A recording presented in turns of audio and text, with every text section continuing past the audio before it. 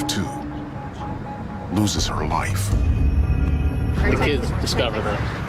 Oh my God. She loved them boys. It's been really tough on everybody. And now her family must bring the killer to justice. The kids are the key. They are our best shot at finding out who we're after. She got beat and she got raped. By him? We've told her in the past, he's gonna hurt you. You need to stop. The police and Stephanie were a team. The last location known was the bus station. She finds all the breadcrumbs. The phone's moving from here to there. Nino stepped up and agreed to testify.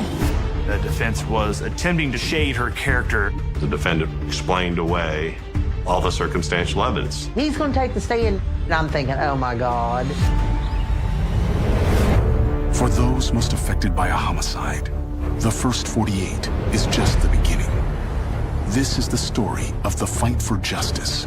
In the weeks, within minutes, the parking lot of an apartment complex becomes a crime scene.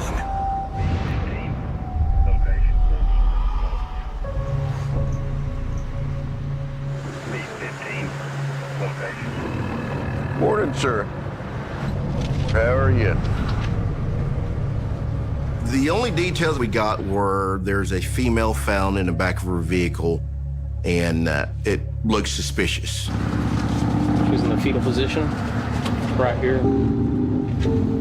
My name is John Brown. I'm a police officer for the city of Tulsa. I'm currently assigned to the homicide division. Head over here where that blood is, feet over here. They had already removed her from the car for the medical examiner. So I didn't get to see how she was actually placed in the vehicle, which wasn't great, wasn't ideal, but it is what it is. Naked, 2 blankets covering her up.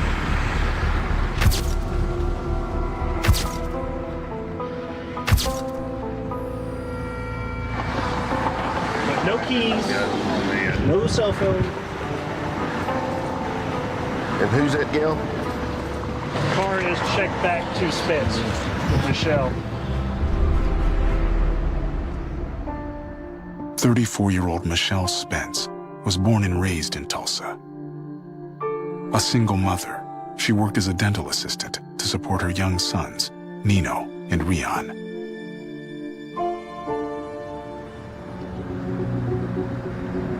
I feel like her neck looks kind of swollen. Is this a bruise? The medical examiner believes Michelle was strangled. Strangulation. It's usually personal. Somebody had to get up close to her, and most people, if you don't know somebody, aren't gonna let somebody up to you close to strangle you. How far in rigor is she? Investigators think Michelle has been dead at least 20 hours. The kids discovered her. Oh my God. They hadn't seen Mom. When their mother went missing, Michelle's sons set out to find her. Their search took them 2 miles from home. As they're walking, they recognize the van. And then find her in there, and then she goes and find someone to call police. They should not have to discover their mother dead in any circumstances, and they shouldn't have to discover her dead and naked at the same time. I'm Sergeant Dave Walker, and at the time of this murder, I was the sergeant supervisor over the homicide unit. 14-year-old Nino and 10-year-old Rian are still on the scene. Okay. What do you want to do with the boys? I'm gonna need them downtown. See if they can fill in some blanks about Mom and Mom's behavior and see what the kids can tell us. Why did this happen? The kids are the key. They are our best shot at finding out who we're after. 2 hours in, Rian is joined by his grandfather. The kids are going to be tore up. They just saw their mom dead. But we have to interview them, and that's hard to do when you're feeling the caring heart of an adult to a child. But we have to get that done. Nino? We interviewed them separately because everybody's going to have a different story. I took the eldest boy. I figured he would have more information about who was mom with or where'd she go. Nino, I need you to help me out. You just can't come in there all authoritative and scare the living daylights out of these kids who's already been scared. You have to, bring it down a little bit to a softer level. Hey, I'm John. Got to ask you some crazy questions. Do the best you can. When was the last time you saw your mom? Thursday evening.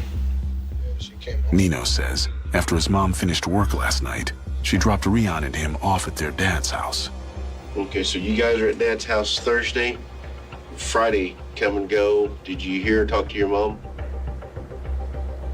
He says when they couldn't get a hold of their mom Friday night, their grandfather drove them back home. Do you remember the house being locked up when you got there? Yeah, it was locked. You guys walk in, anything odd or? Well, the lights was on and her TV was on. It was strange. They lived with her. They know a lot more of what's going on than we as adults would like to think. What made you guys go looking for her?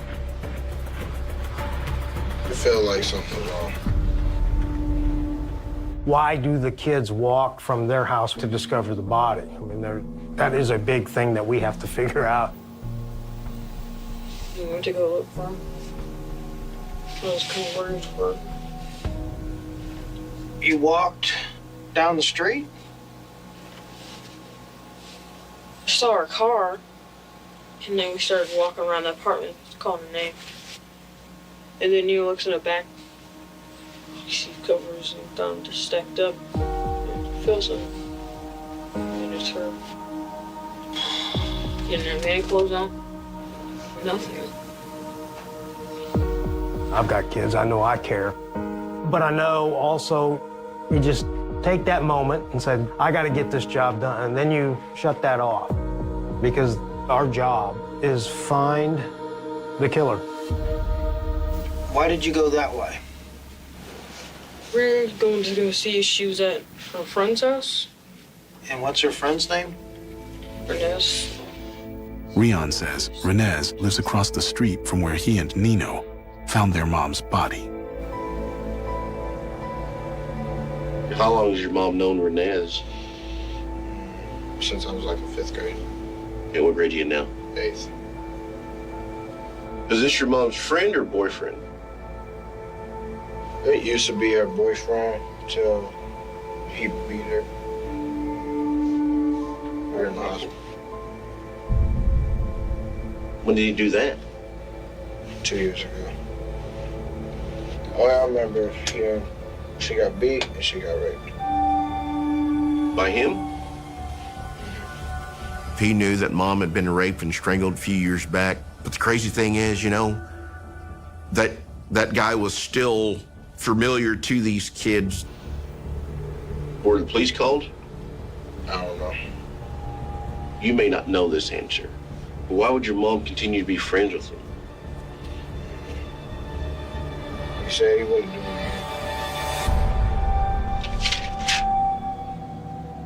You have to try to keep an open mind with what you're hearing and what you're seeing. Not just getting the tunnel vision on Mama's ex-boyfriend. Hey, he's a suspect. Did your mom have any other male friends or? Yeah, she had a couple of them. She had one friend named Michael. Yeah. I don't know his last name though. Or with the kids saying that mom sees multiple guys, it just opens up the door to more potential suspects.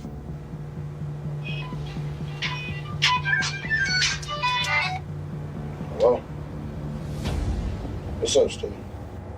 It's Michelle's sister, Stephanie. Put that on speaker. He deleted his Facebook page, totally. His Facebook page is gone.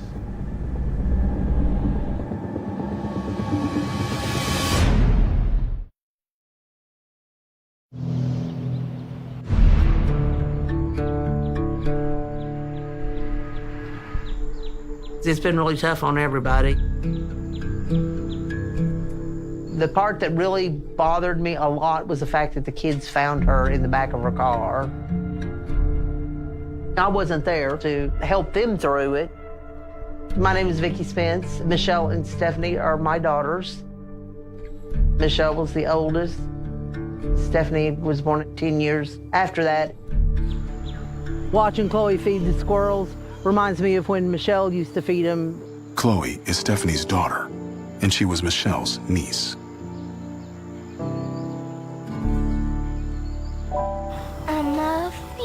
Look how pretty she was. Michelle, she was a good mom. She loved them boys.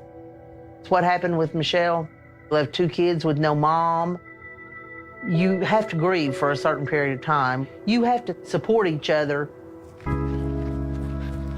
It's important to keep Michelle in their life, you know, even though she's not physically there. There's so many good memories. We're gonna hold on to those. I love you, Mama. Uh-huh.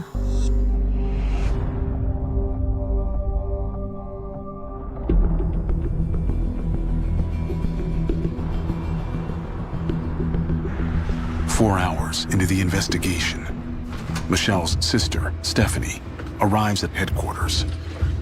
Yeah, if you will have a seat. Okay. Renez is always around Michelle. There's something to be known about Michelle, he's gonna know it. So I messaged him. I said, have you seen Michelle? He said, no, I seen her Monday. We don't talk much nowadays. He said, she's got different guys she's seen nowadays. I said, she's dead. The cops found her dead in her car. And he said, oh my God. He said, my phone's about to die. I'm so up over this. And then he deleted his Facebook. As soon as I found out that she was in the back of her car naked and dead, I knew automatically right there it was Renez. Why? He's done this to her in the past. She says in 2013, Renez allegedly assaulted Michelle. They ended up getting into an argument. She said he threw her in the back of the car and he tied her up with the scarf that she had around her neck. She said, I literally thought I was gonna die that night. And I took her to the hospital that morning. She couldn't walk. So why does she get back with him if this happened? She likes the gifts and the money. He used to have flowers delivered to her every week at work. He keeps giving and giving and giving to her. And he gets to that point where he's not feeling like he's getting anything out of Michelle, and then he goes back for revenge. It's all about he's wanting sex and Michelle doesn't want to give him sex. We've told her in the past, he's gonna hurt you. You need to stop. We've all told her this. So with that, I start digging through reports. We need to figure out more about Renez. Renez Bramlett is 44 years old. It looks like he drives a dark green 1994 Cadillac Seville. In 2003, he was convicted of assault and battery and domestic assault against another victim. He served nearly 4 years in prison. And we're going to go back to 2013, when our victim made a police report alleging that she was assaulted by Mr. Bramlett. Michelle had accused him in the past of strangulation and rape. I believe the victim did not want to prosecute at the time. Why did Michelle not have a protective order against Renez? There are many people that are caught in domestic violence situations that are still with these individuals. They just say all the nice words that they want to hear and promise they're going to be better. Then it goes right back into that cycle of violence. The family has jumped out on a limb saying it's Bramlett. But they're looking at all of his other priors. There's nothing that jumped out and says, hey, you go from an assault to a murder. His past history does raise suspicion, but that doesn't mean that he's the killer. You start getting television on just one suspect. You have blinders on, you can't see anything else that's around you, and you're focused on one individual, and it's not your actual suspect. 5 hours in, Goal to be able to locate Renez and see what he's got to say. the team heads to Renez Bramlett's apartment.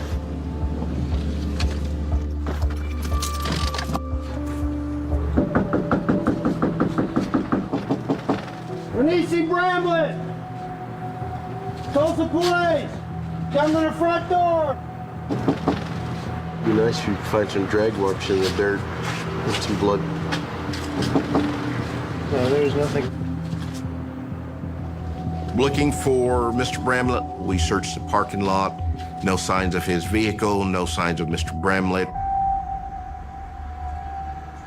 The next morning, detectives head back to his apartment complex, this time hoping to turn up any witnesses. 95% of these murder victims are killed by somebody that they know. It's not necessarily the hardest part to figure out who did it.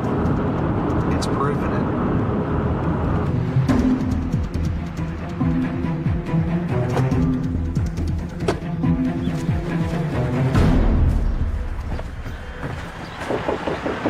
Police? Did you see something out here last night? How are you, sir? You got a minute? Yeah. Your husband says you may have seen a little something that seemed odd to you yesterday? Yesterday, before 2, a little bit, I saw the one out the door, and I saw 2, the bag. The neighbor says that yesterday afternoon, she saw Renez leaving his apartment. It looked like a travel bag with this color. And she tells us he's got 2 suitcases with a flowery print on those suitcases. And she said, I thought that was kind of strange for a masculine guy to have such suitcases. It's all about little pieces to the puzzle. I'm guessing if she sees him with 2 bags, he's leaving town at 2 o'clock yesterday afternoon. And we find her body at midnight. It helps me with the sense of, if he says, man, I was in freaking Nantucket 3:30 yesterday afternoon, you know, that ain't happening. It's better than a sharp stick in the eye, but it's not as good as a back rub. I tend to believe that Renez is leaving for some reason.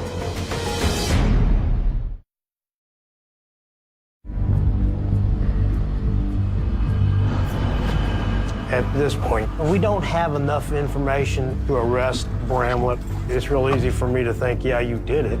We've got to prove it beyond a reasonable doubt. We're behind the 8 ball trying to get the evidence necessary to prove it. 38 hours into the investigation, Homicide Brown. Michelle's sister Stephanie has found a new lead. I got onto her Gmail account last night, and I went into her location history. Unbeknownst to us, Stephanie is working on the Google account. Okay, we will head your direction, and I can talk to you face to face. Okay, that sounds fine. Thank you, Stephanie. Bye-bye. Bye.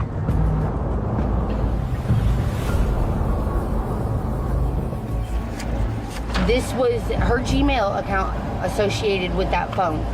And here's the map. Using Google's location tracker, Stephanie was able to retrace Michelle's cell phone location the day her body was discovered.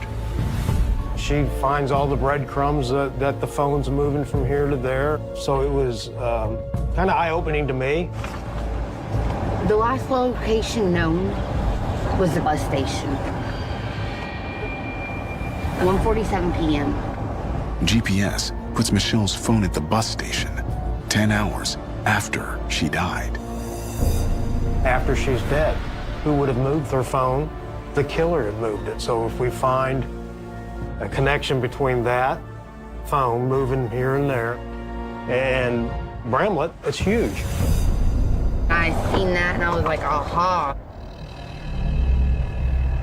Stephanie is headstrong. I mean, when the detective told her, well, you can't just point your finger at one person with no evidence. You're gonna have to come up with something we can go on. And she said, okay, I will.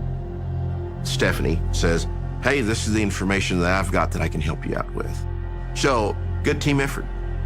It was almost like him and Stephanie were a team when they were coming up with all this stuff.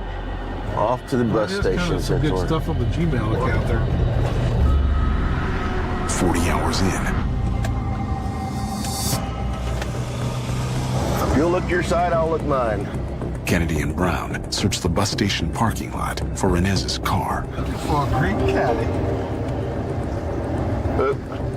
How about a green caddy right over here? Is that a caddy? It's green. What's it on? But the plate number doesn't match Inez's car. Damn it! You get a little frustrated, you just have to be patient. Maybe we gotta get the VIN number off that thing.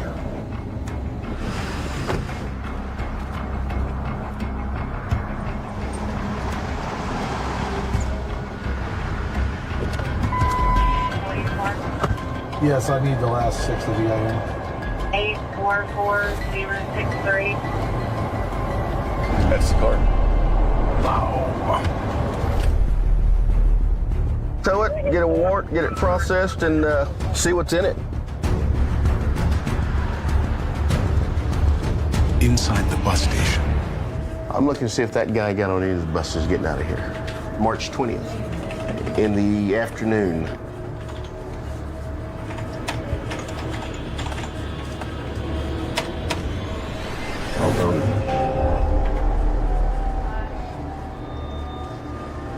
It appears that Mr. Bramlett caught the 2 o'clock bus out the 20th, headed for Chicago.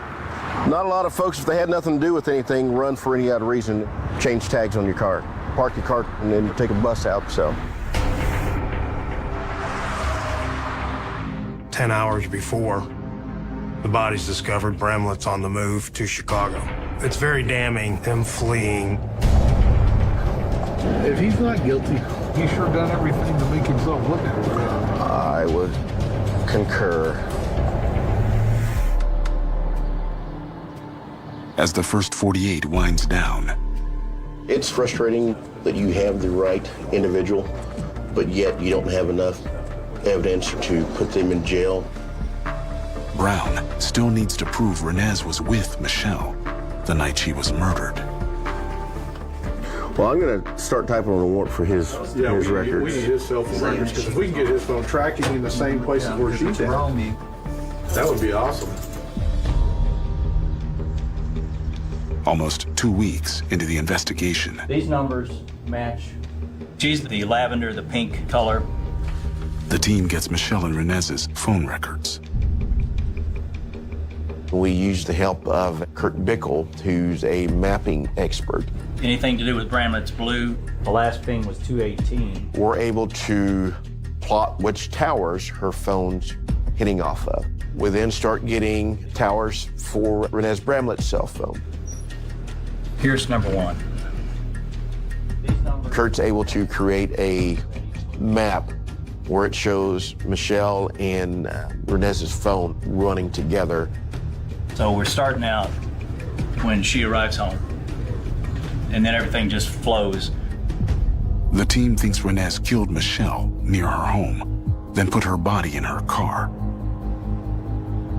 Her phone arrives at the lot near where he lives after 2 a.m. Then, they believe he walked back to her place to get his own car. It shuts off until 8:44, and then we get another hit, putting it right next to his apartment. That's when they suspect he packed his bags and took her phone in his Cadillac. All the way to the bus station. I mean, they're connected throughout the entire period of time.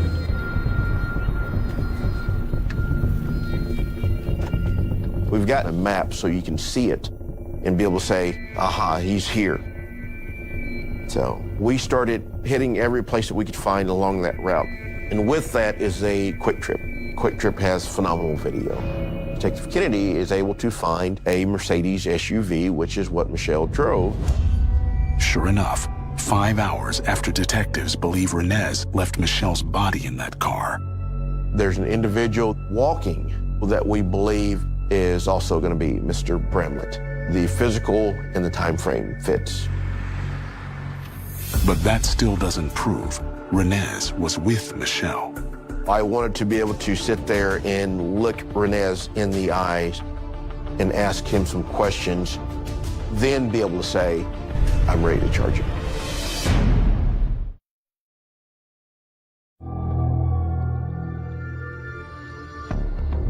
Everything kept adding up to saying, hey, it's Renez. 19 days into the investigation. So with that, we took everything that we had to the district attorney's office, said, hey, we need to talk to Renez Bramlett. In Oklahoma, if an officer has probable cause, then they can issue a material witness warrant to track someone down, try to locate him before making that ultimate decision of, are we charging him with murder in the first degree? The DA issues that warrant, and over the next 3 months, Brown and the Chicago PD try to track down Renez. This morning, got a phone call from the Chicago PD that Mr. Bramlett is in custody. It's been a long few months. It is, one, a sense of relief and elation that, hey, he's finally in custody. Two, it is, holy crap, gotta pack our crap and get to Chicago and interview this guy.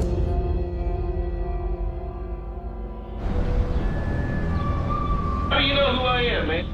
Some of the paperwork, plus my mom told me. Your mom told you? It was Brown with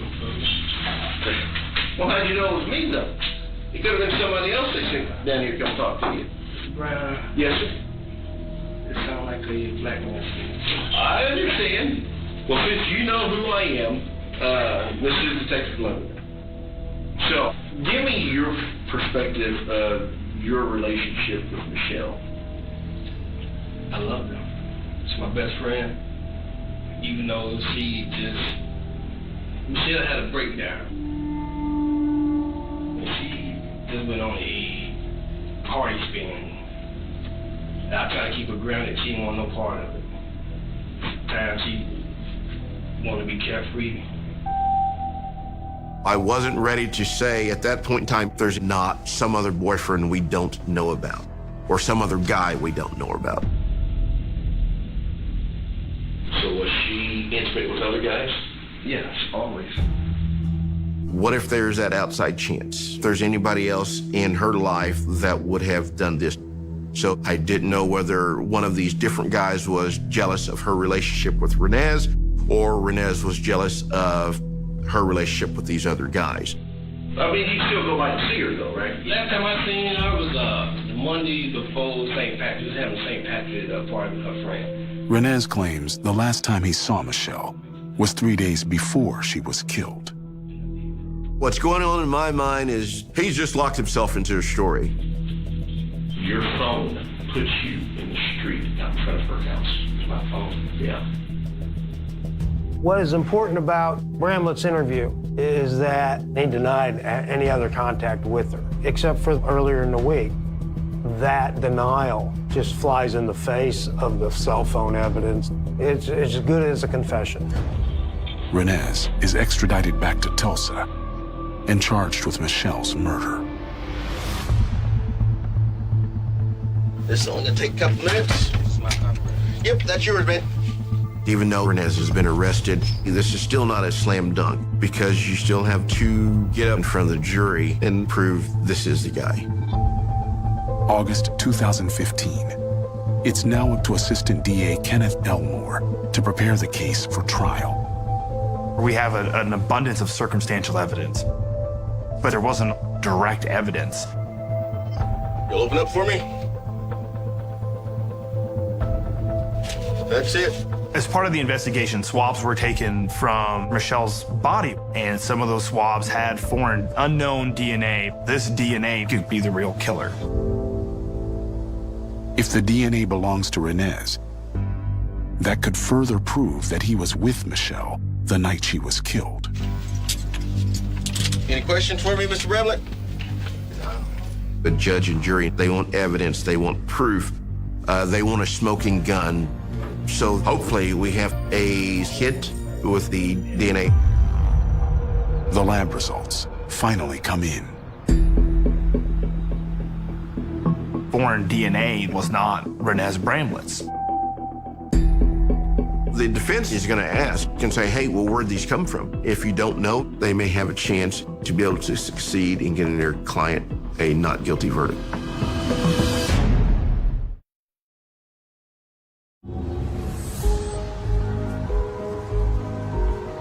There is no murder weapon per se. There is no eyewitness to these events. There is no smoking gun that says, hey, Renez Bramlett did this. The prosecution does have one key witness who has inside knowledge of Renez's violent history: Michelle's son. Nino knows more about the family history and the family drama. The information we needed from Nino was explained to the jury who Renez was to Michelle. All I remember hearing, she got beat and she got raped. By him? We wanted to set that tone a little bit so the jury would understand this is a very violent and very horrific homicide. Before trial, we met with Nino. We would go over potentially what we would anticipate for the defense to ask. Nino, he was very stoic. He wanted to be strong, I think, for his little brother. Nino took the reins for him, I think, because he was just so young, and Nino was very protective of him. And I think that's why he stepped up and, agreed to testify. September 13th, 2016, the trial of Renez Bramlett begins. Nino was the first person they put on the stand. Nino always tries to act like a tough guy, but he said, I really don't want to sit in the courtroom with him sitting across the room knowing what he did. I said, you don't have to do this. It's totally up to you. He said, I'm going to do it for Mom. The case was my first time being selected for jury duty. With Nino being the first witness, it really set the stage for an emotional setting. It was difficult, but Nino did a terrific job of testifying about who his mom was and what he saw. On cross-examination, defense attorney Marnie Hill tries to take the heat off Renez. By asking Nino about, didn't your mom date a lot of people, the defense was attempting to shade her character as such a way of telling the jury, oh, well, she runs with all these shady people. The defense used that as an opportunity to say somebody else must have done this. Nino was on the stand and she basically asked Nino, well, who are these other men that your mother was hanging around? And basically insinuating that she was promiscuous. Nino started crying at one point. He got agitated. I just let him know, you're okay. You did awesome. You did this so Rion didn't have to. I just felt so much sympathy. My heart just went out to him. The defense attorney is trying to establish, not only has she been with other people, there's evidence when you have DNA on her and it's not the person you're claiming did the murder, then it starts lessening the strength of the prosecution's case. This starts giving Renez avenues of, it wasn't me, it was whoever left this DNA here. But the prosecution has another way of connecting Renez to Michelle on the night she was killed. This cell phone evidence was some of the strongest evidence that we had. What we're able to do is take a combination of the quick trip videos, the cell phone records, the Facebook records, the Google records, and the security footage, and we're able to create a pretty consistent timeline of the movements of the handsets as well as Mr. Bramlett's movements and the movements of the cars at various points in the timeline. Then, On day 3 of the trial, Renez was going to testify. He now has to try to provide some plausible explanation to go with this cell phone information. We were all surprised that he took the stand. I was shocked. I know from what I have seen, what I have heard, you don't take the stand. It could sink you. I'm waiting to find out what is going to be Renez's defense for why he was at her house, why he was at the crime scene, why he was walking back up and down the street, why he had her phone. Renez has one chance to explain away all the evidence against him. His attorney, she's like, okay, well, he's going to take the stand now, so now we're going to hear what really happened that night. And I'm thinking, oh my God.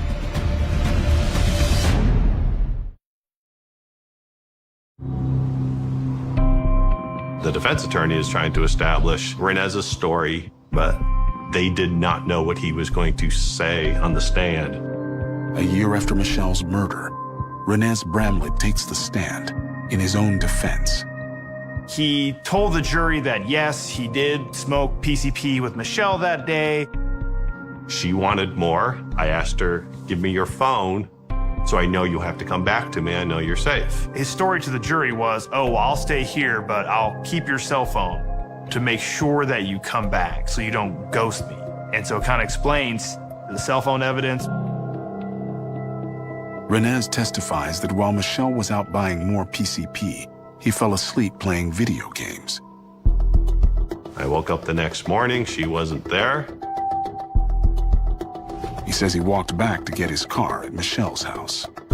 Then at some point through Stephanie, Renez found out Michelle never came home. Renez claimed he panicked, believing the drug dealers Michelle went to see might come looking for him. Renez testified, I got scared and I took off to Chicago. I think the prosecution, they were taken a bit aback that he explained away all the circumstantial evidence that Michelle went through a drug deal that went bad. That's the story I took with me into the deliberation room. To be honest, I thought he did a good job. We started discussing Renez's story and how valid it was. After 3 hours and 40 minutes of deliberations, we receive a note that the jury wanted to watch the actual Quick Trip video. We don't know what it is that they're wanting to take a look at. The prosecution's claim is that Michelle's SUV is going south. Renez is the driver. Michelle's body is in the back. Renez is saying the two of us were driving back. I said, well, let's look at the source video. This is the surveillance video from Quick Trip. This is Michelle's SUV. As her SUV is coming south, we could see that there's only one person in that car, and the passenger seat is empty.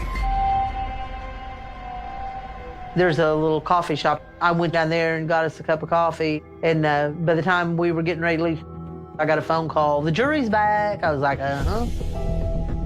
My biggest concern was that he never be out on the street to do that to somebody else. Watching those 12 people file in and sit down, you're going up a roller coaster right before you go down that hill. Now at the Tulsa County Courthouse, Bernice Bramlett was on trial for the murder of Michelle Spence. Fox 23's Lynn Casey joins us live with the verdict. The jury just came back minutes ago that they have, in fact, found him guilty of murder in the first degree. As soon as we were done that video, that's when Renez's story blew up. He lied on the stand in his sworn testimony. And we all went back, and it was 12 votes guilty. Verdict of guilty, which was a good feeling and something that he absolutely deserved. Renez Bramlett is sentenced to life without parole. Justice is always a hard thing to define because there's no ability to restore what was lost or what was taken. Was justice served? No. If you ask those boys of Michelle, was justice served? I don't think it brings justice or closure. I think it is a sense of still being lost without a mom.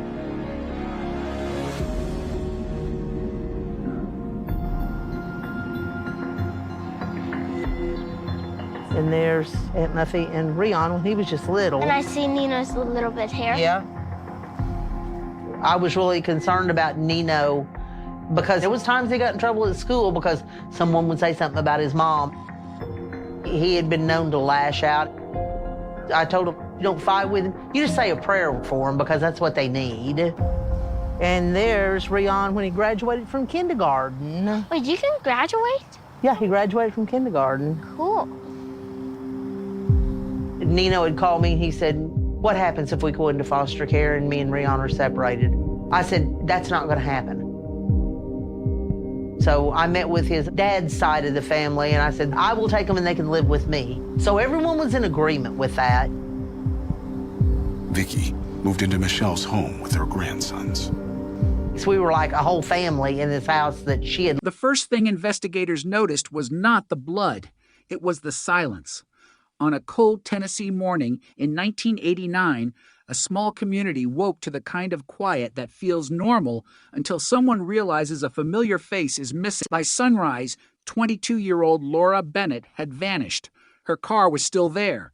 Her purse was still inside. One shoe was found near the edge of a wooded road, turned on its side as if it had been kicked away in a struggle. There was no note, no goodbye, no explanation, just an empty space where a young woman had been only hours earlier. At first, police treated it as a missing person case. People disappear. People leave. People make decisions their families do not understand. But Laura had not taken clothing. She had not withdrawn money. She had not contacted friends. And when detectives entered her small apartment, they found something that made the disappearance feel different. Her bedroom window was unlocked. The curtains were moving in the morning wine. On the kitchen table sat a half-finished cup of coffee, still marked by the faint outline of her lipstick. Laura had apparently been preparing for an ordinary day. Then something happened, something so sudden that she never had time to finish what she started. The town of Blackridge was not used to violent crime. It was the kind of Tennessee community where people recognized the cars passing through, where neighbors knew which house belonged to which family, where a strange vehicle could become the subject of conversation before the evening news. Laura worked at a local medical office and had recently started taking evening classes. She was described by everyone who knew her as dependable, private, and careful. She did not disappear without warning. Her mother knew that. Her closest friend knew that. Even the detective assigned to the case understood it within the first few hours. Something was wrong. By noon, officers had searched the apartment, the surrounding streets, and the wooded roads outside town. By nightfall, volunteers were carrying flashlights through fields and drainage ditches. The temperature dropped. Rain began falling. Every passing hour reduced the chances of finding Laura alive. Then, just after midnight, a volunteer spotted something beneath a cluster of trees nearly 3 miles from town. It was Laura's jacket. The fabric was torn along one sleeve. There were dark stains near the collar, and inside one pocket was a small silver key that investigators could not immediately identify. The discovery changed everything. Police stopped searching for a woman who might have left voluntarily. They were now searching for a crime scene. The wooded area was sealed off. Detectives moved slowly beneath the rain, photographing footprints that were already beginning to disappear in the mud. Near the jacket, they found broken branches, a crushed cigarette pack, and a narrow trail leading deeper into the trees. The cigarette brand was common. The footprints were damaged by weather. The key opened nothing Laura owned. There was no body, no weapon, no obvious suspect, only fragments. But one detail disturbed investigators more than the rest. A tire impression had been found near the trailhead. It belonged to an older vehicle, possibly a dark-colored sedan or station wagon. Someone had driven into the woods that night. Someone had stopped there, and someone had left. For the next 3 days, the entire county seemed to search. Posters appeared in store windows.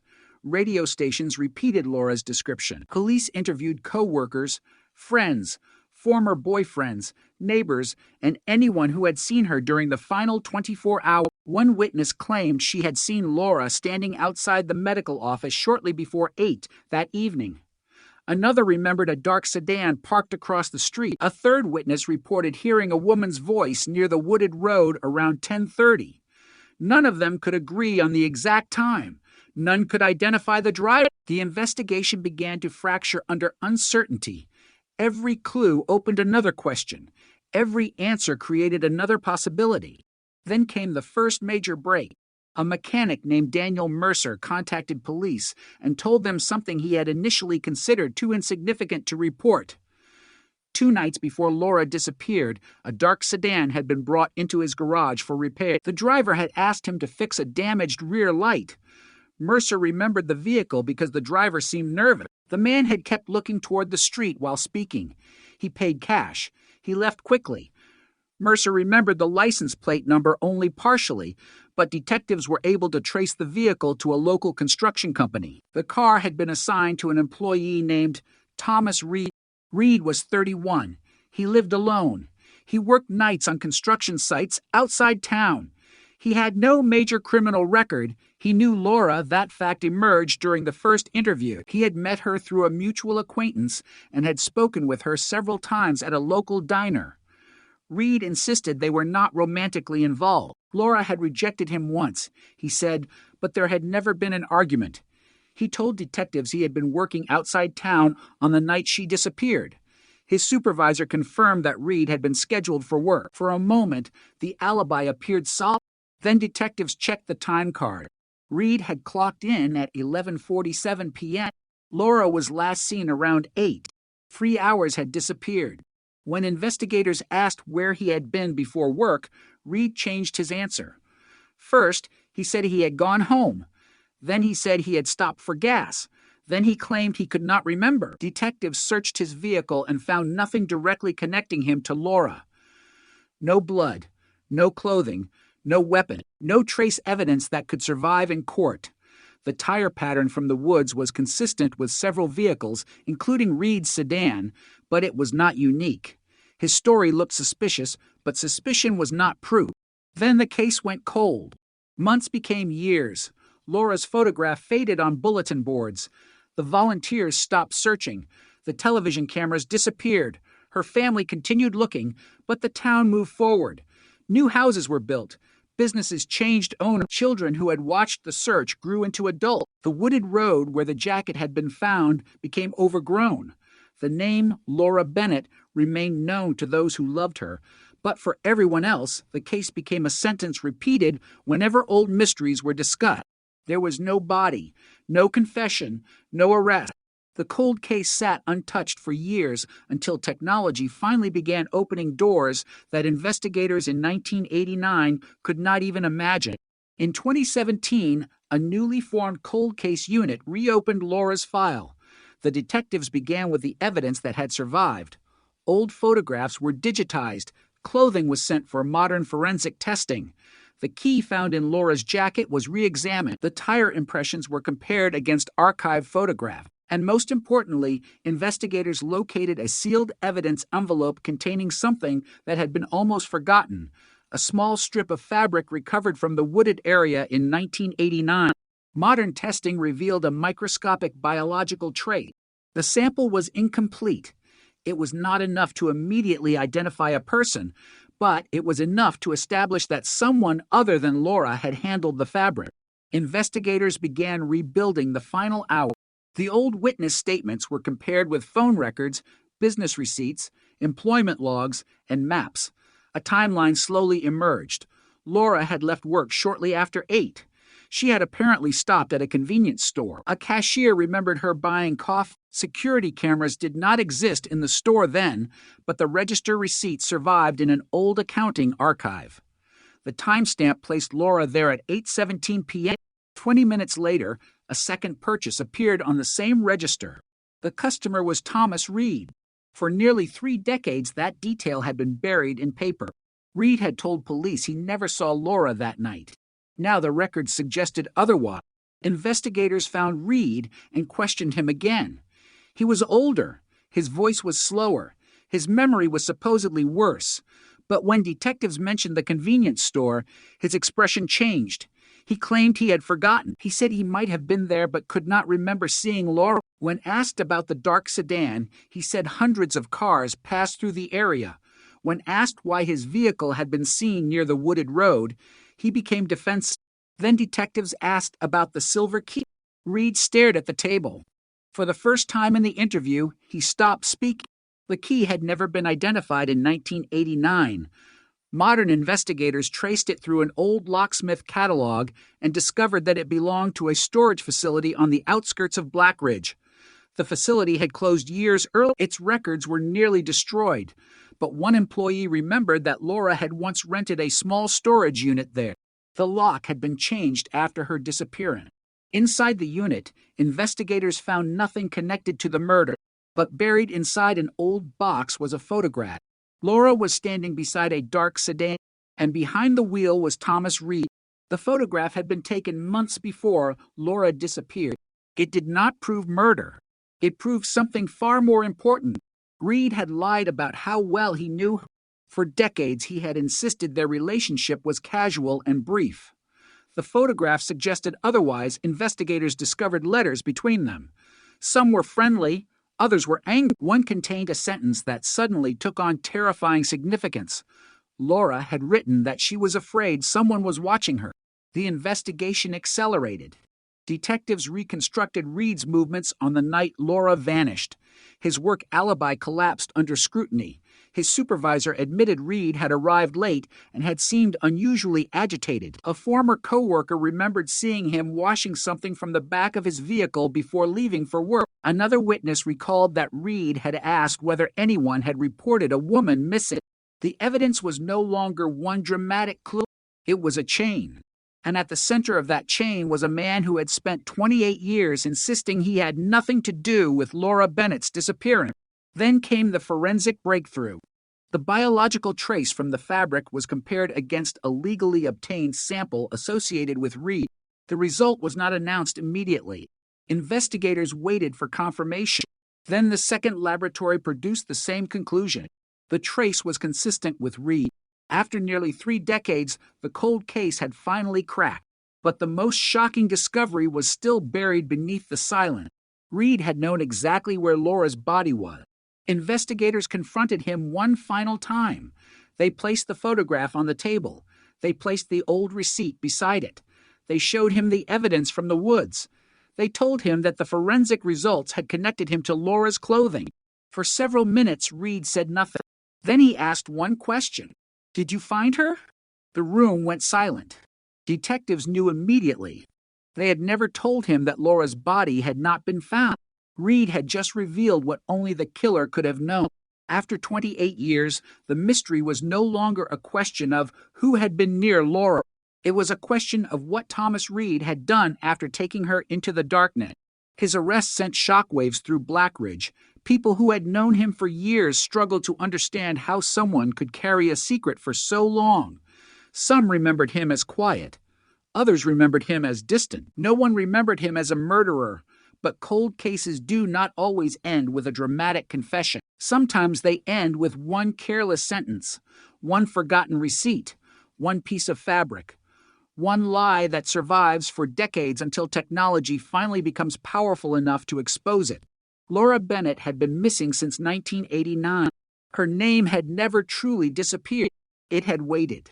And now, after almost 3 decades of silence, the man investigators believed responsible was finally standing behind bars, his carefully constructed story collapsing beneath evidence that had outlived the world he thought he had escaped. But there was still one unbearable question left hanging over Tennessee.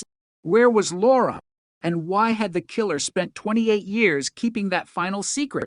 The question of where Laura Bennett had been taken became the center of the investigation almost immediately after Thomas Reed's arrest. Detectives had spent years imagining the possibility that her body might never be recovered. Now they knew something different. Reed had revealed knowledge that could only have come from someone connected to the crime, and prosecutors believed the statement would become one of the most important pieces of the case. But knowing that Reed was hiding something was not the same as knowing where Laura was. He had refused to answer. His attorney advised him to remain silent. The courtroom doors opened, cameras appeared outside the courthouse, and a case that had been nearly forgotten suddenly became headline news across Tennessee. A 28-year-old cold case had exploded back into public view. People began searching their memory. Old neighbors called investigators. Former co-workers came forward.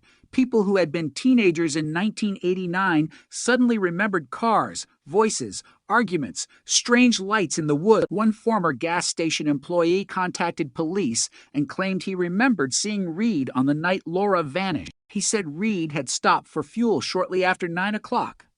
The witness remembered the dark sedan because one rear light appeared damaged. Reed had been driving alone, but according to the witness, there had been something unusual in the passenger seat, a blanket. It had been pulled high enough to conceal whatever was underneath. At the time, the employee had thought nothing of it. 28 years later, the memory became disturbed. Detectives returned to the old gas station location. The building had been demolished decades earlier. A convenience store stood there now. The original fuel pumps were gone. The parking lot had been redesigned, but investigators located an archived business ledger showing Reed had indeed purchased gasoline that night. The receipt timestamp placed him there at 9:06 p.m. Laura had disappeared less than an hour earlier. The timeline was tightening. Investigators then revisited the wooded road where Laura's jacket had been found. In 1989, officers had searched the area using flashlights and dogs, but heavy rain had destroyed much of the evidence. The search had focused near the jacket because detectives believed the attack happened there. Modern investigators began questioning that assumption. What if the jacket had been deliberately left there? What if the woods were not the original crime scene? What if Reed had driven somewhere else first? A forensic mapping team reconstructed the tire impressions from the original photographs. The vehicle had entered the woods, stopped briefly, and left again. There were no clear indications that the car had remained there for hours. That meant the location could have been used as a staging point rather than the final destination. The investigation expanded. Detectives examined abandoned properties within a 30-mile radius: farms, barns, quarry roads, vacant houses, old construction sites. Any location that existed in 1989 became a potential target. Reed had worked construction. He knew remote areas. He knew roads most people never used. Then investigators found an old property connected to him. It was a small hunting cabin nearly 12 miles outside Black Ridge. The cabin had belonged to Reed's uncle. According to family records, Reed had access to it in 1989. The property had been sold in the early 1990s and demolished years later. At first, investigators thought the location was a dead end. Then an elderly former neighbor remembered something. 3 days after Laura disappeared, Reed had visited the cabin. He had arrived before sunrise. He had stayed less than an hour, and he had carried 2 heavy containers inside. The neighbor had never reported it because there had been no reason to suspect anything. Reed was known to use the cabin. People moved equipment. People stored tools. In a rural community, unusual behavior could look completely ordinary. But now detectives had a reason to look close. They obtained historical property maps and discovered that the cabin had stood near an old drainage channel that disappeared beneath thick vegetation. The channel had once connected to a creek. Over the decades, the landscape had changed. Trees had grown.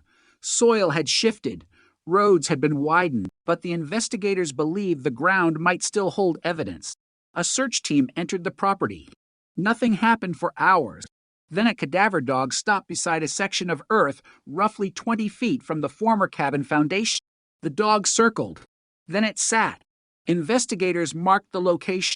The excavation began slowly. Every layer of soil was removed by hand.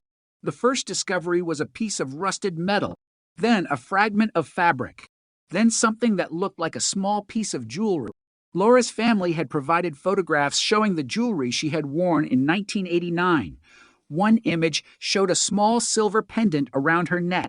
The fragment found in the soil appeared to match it. The investigation changed again. The ground beneath the old cabin was treated as a potential burial site. Forensic anthropologists arrived, but the excavation did not immediately produce a complete set of remains. Instead, Investigators found scattered fragments separated by years of erosion and construction activity.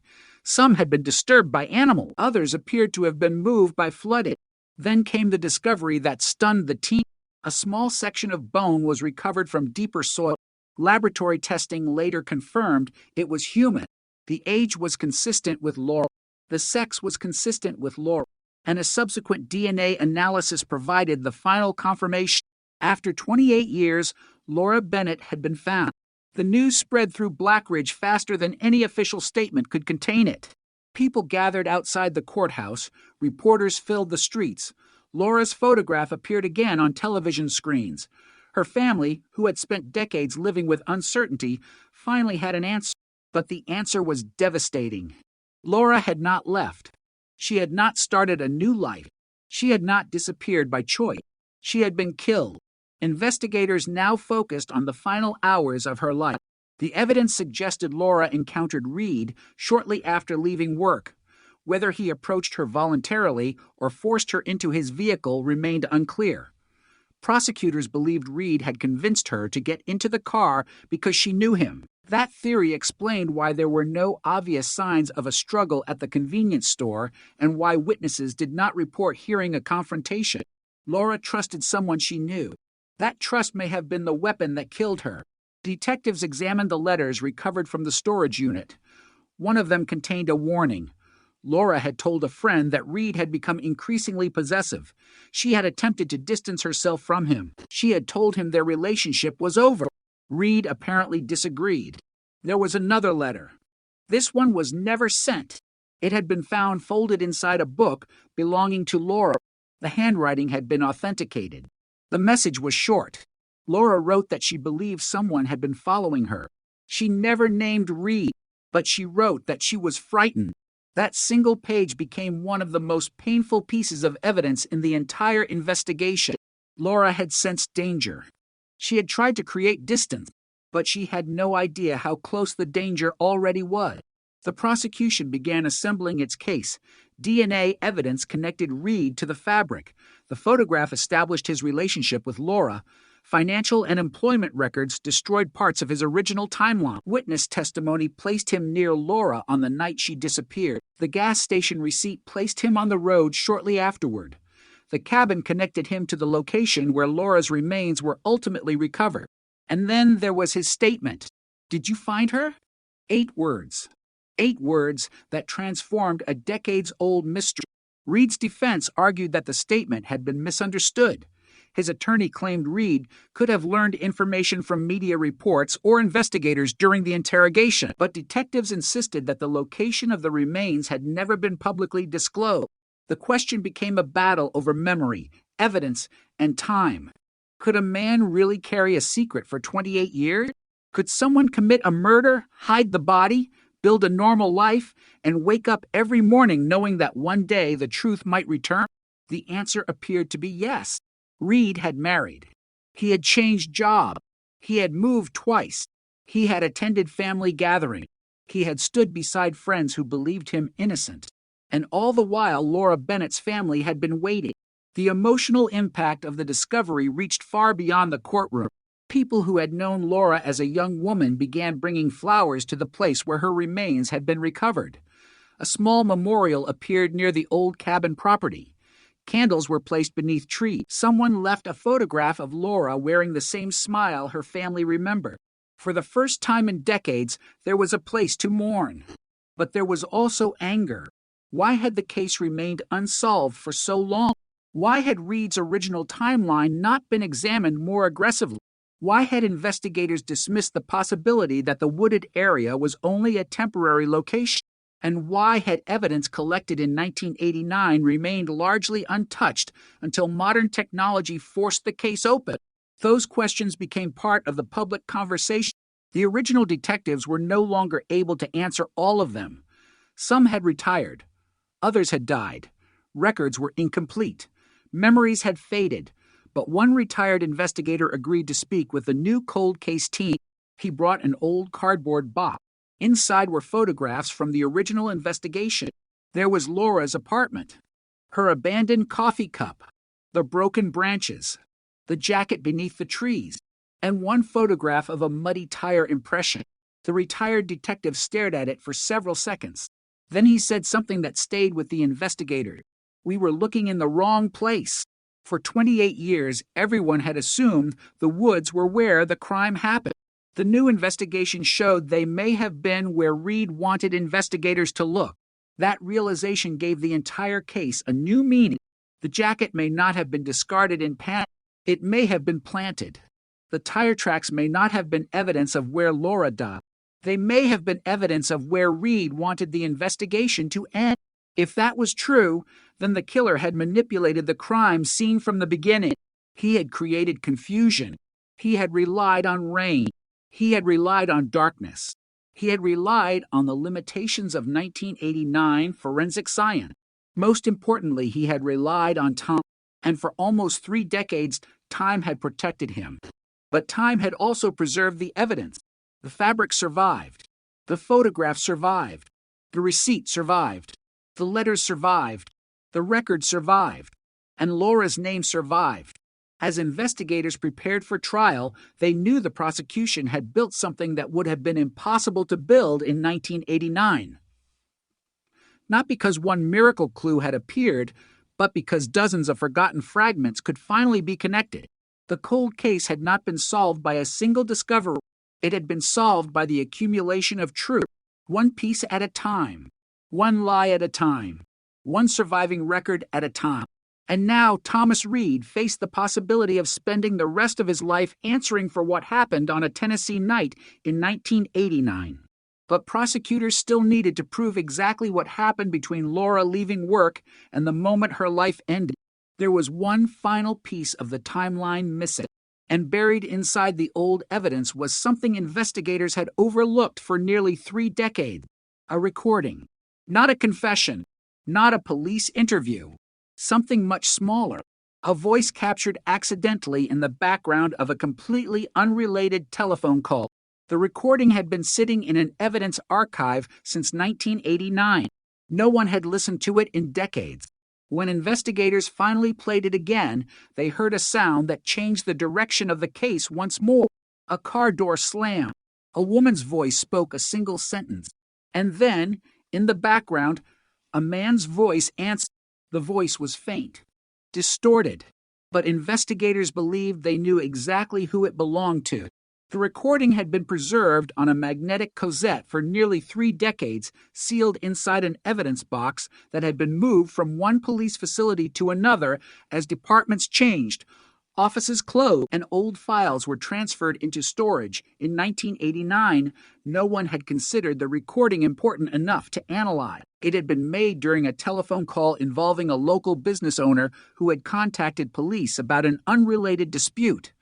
A patrol officer had activated a small recording device because the caller claimed he was receiving threatening messages. The conversation lasted less than 4 minutes. Most of it had nothing to do with Laura Bennett. For years, the cassette sat untouched. Then the cold case detectives digitized it. At first, they heard nothing useful: static, breathing, a telephone ringing somewhere in the background, the faint hum of an air conditioning unit, the caller speaking rapidly about a business disagreement. Then came the sound that made the forensic technician stop the playback. A vehicle door slammed.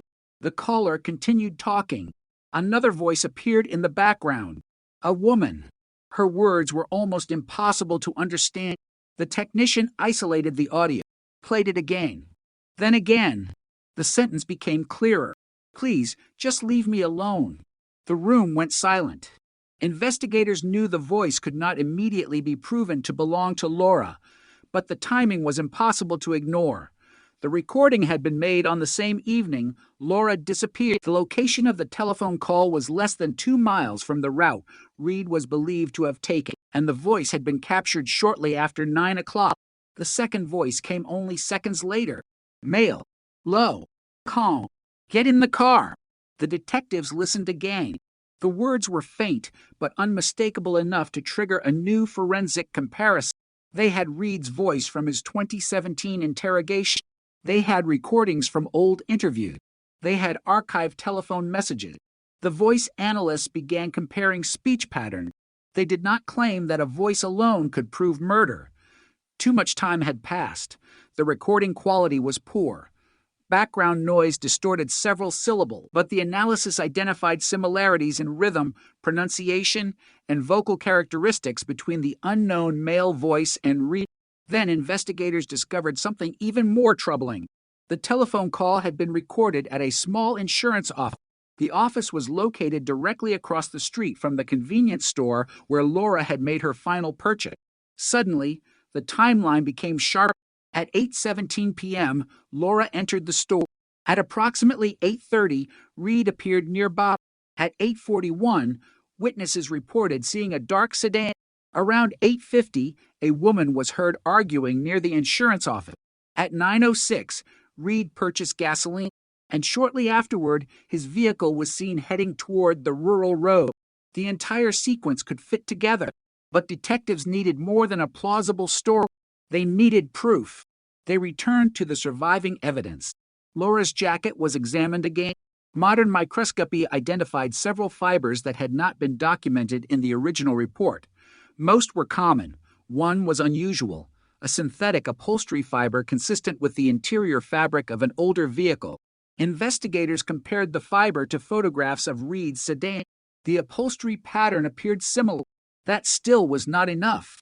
Then they found the original repair invoice from the mechanic who had fixed Reed's rear light before the disappearance. The invoice contained a handwritten note. Interior cleaned. The note had been added by the mechanic after Reed asked him to vacuum the car. In 1989, nobody had considered that suspicious.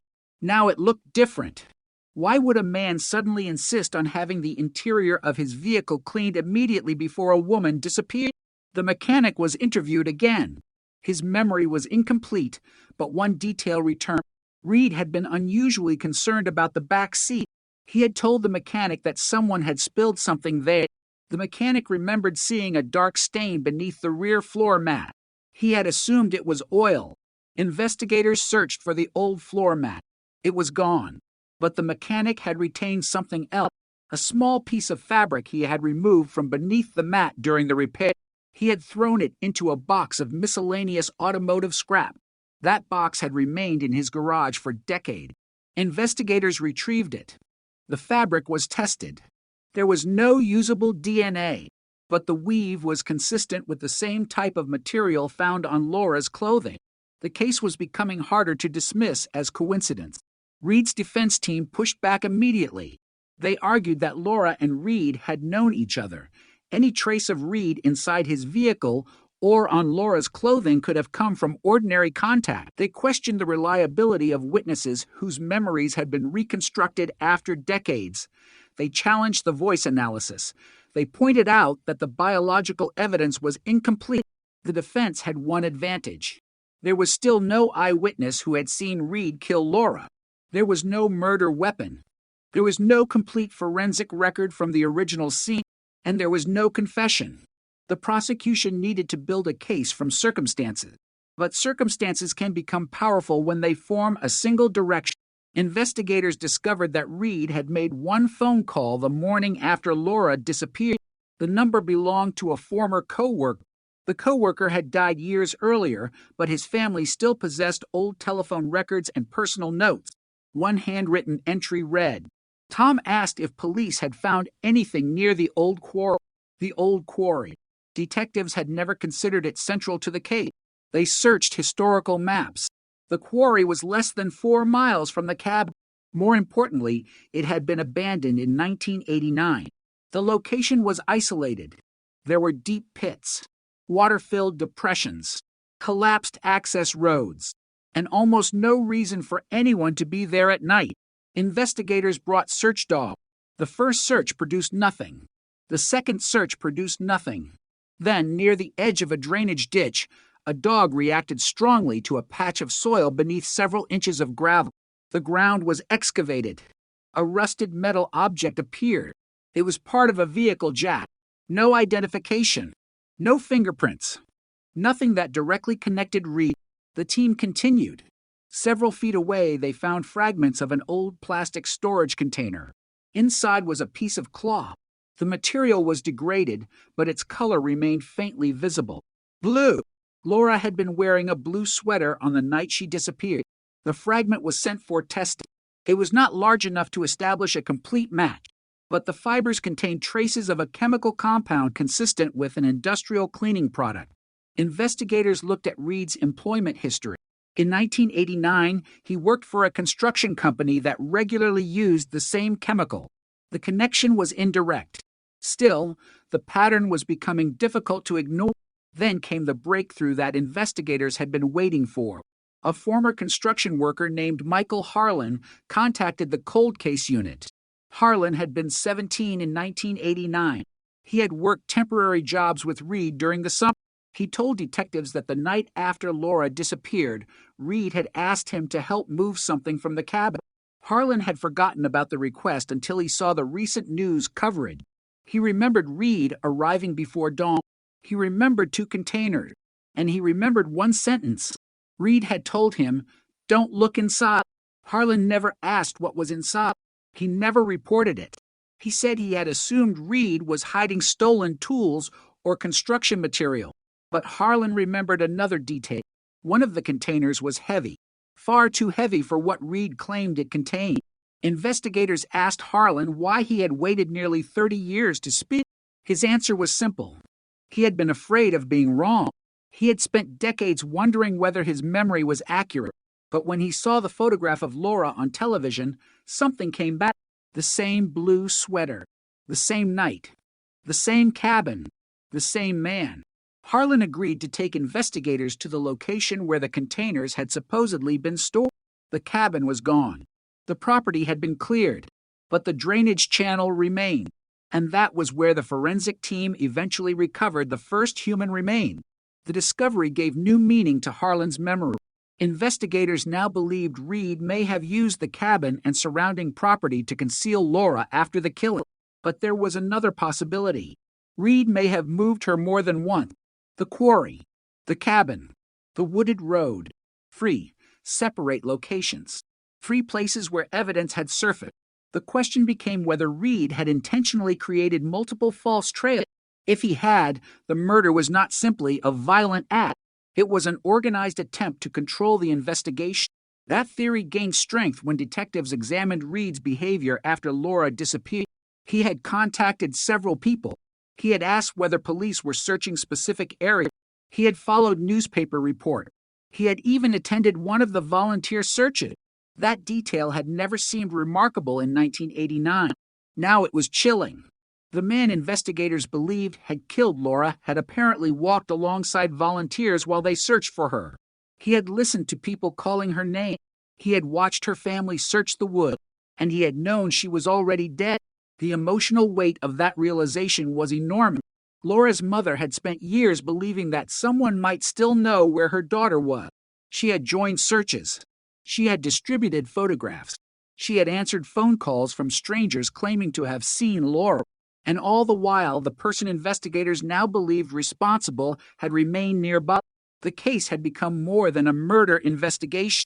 It had become a study in deception. The prosecution began preparing a detailed timeline for trial. But one issue remained. Why had Reed killed Laura?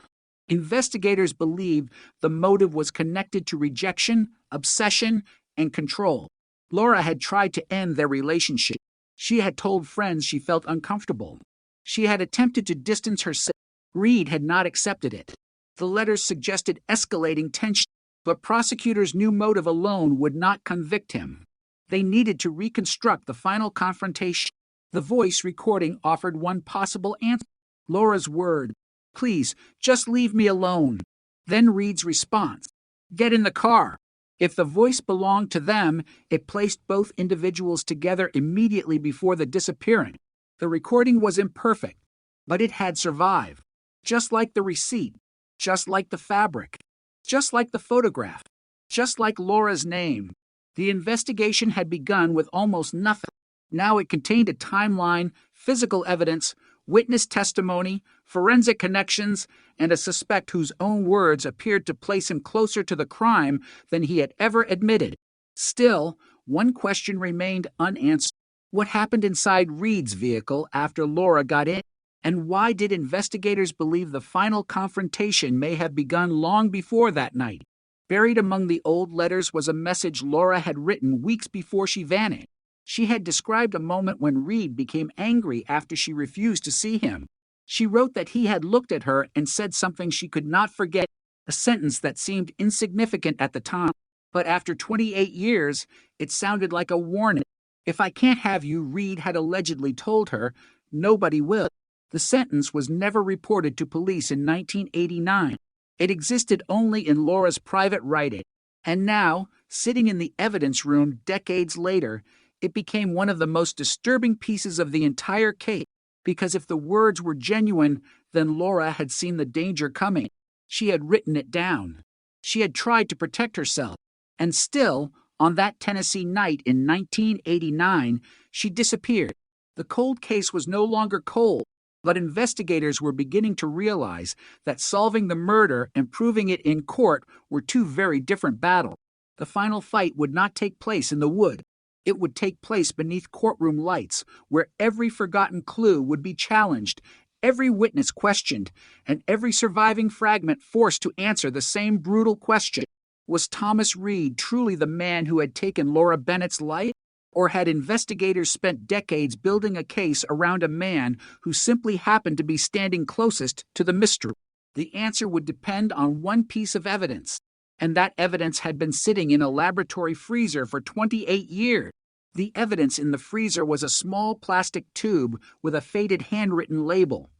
There was no dramatic photograph attached to it, no confession, no blood-soaked weapon, just a sample collected from Laura Bennett's clothing during the original investigation and preserved because a technician in 1989 had decided not to discard it. For decades, nobody knew whether it would ever matter.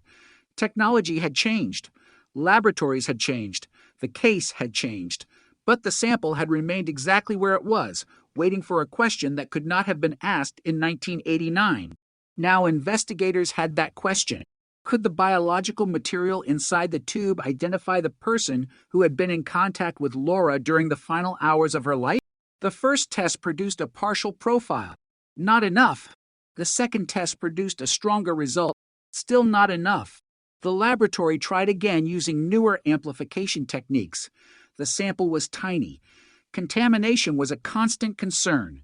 Every step had to be documented. Every result had to be independently verified. Then the technician called the lead detector. The profile was consistent with Thomas Reed. The detective asked for confirmation. The laboratory repeated the analysis. The same conclusion emerged. For the first time, investigators possessed a forensic connection that could place Reed directly against Laura's clothing. It did not explain the entire crime.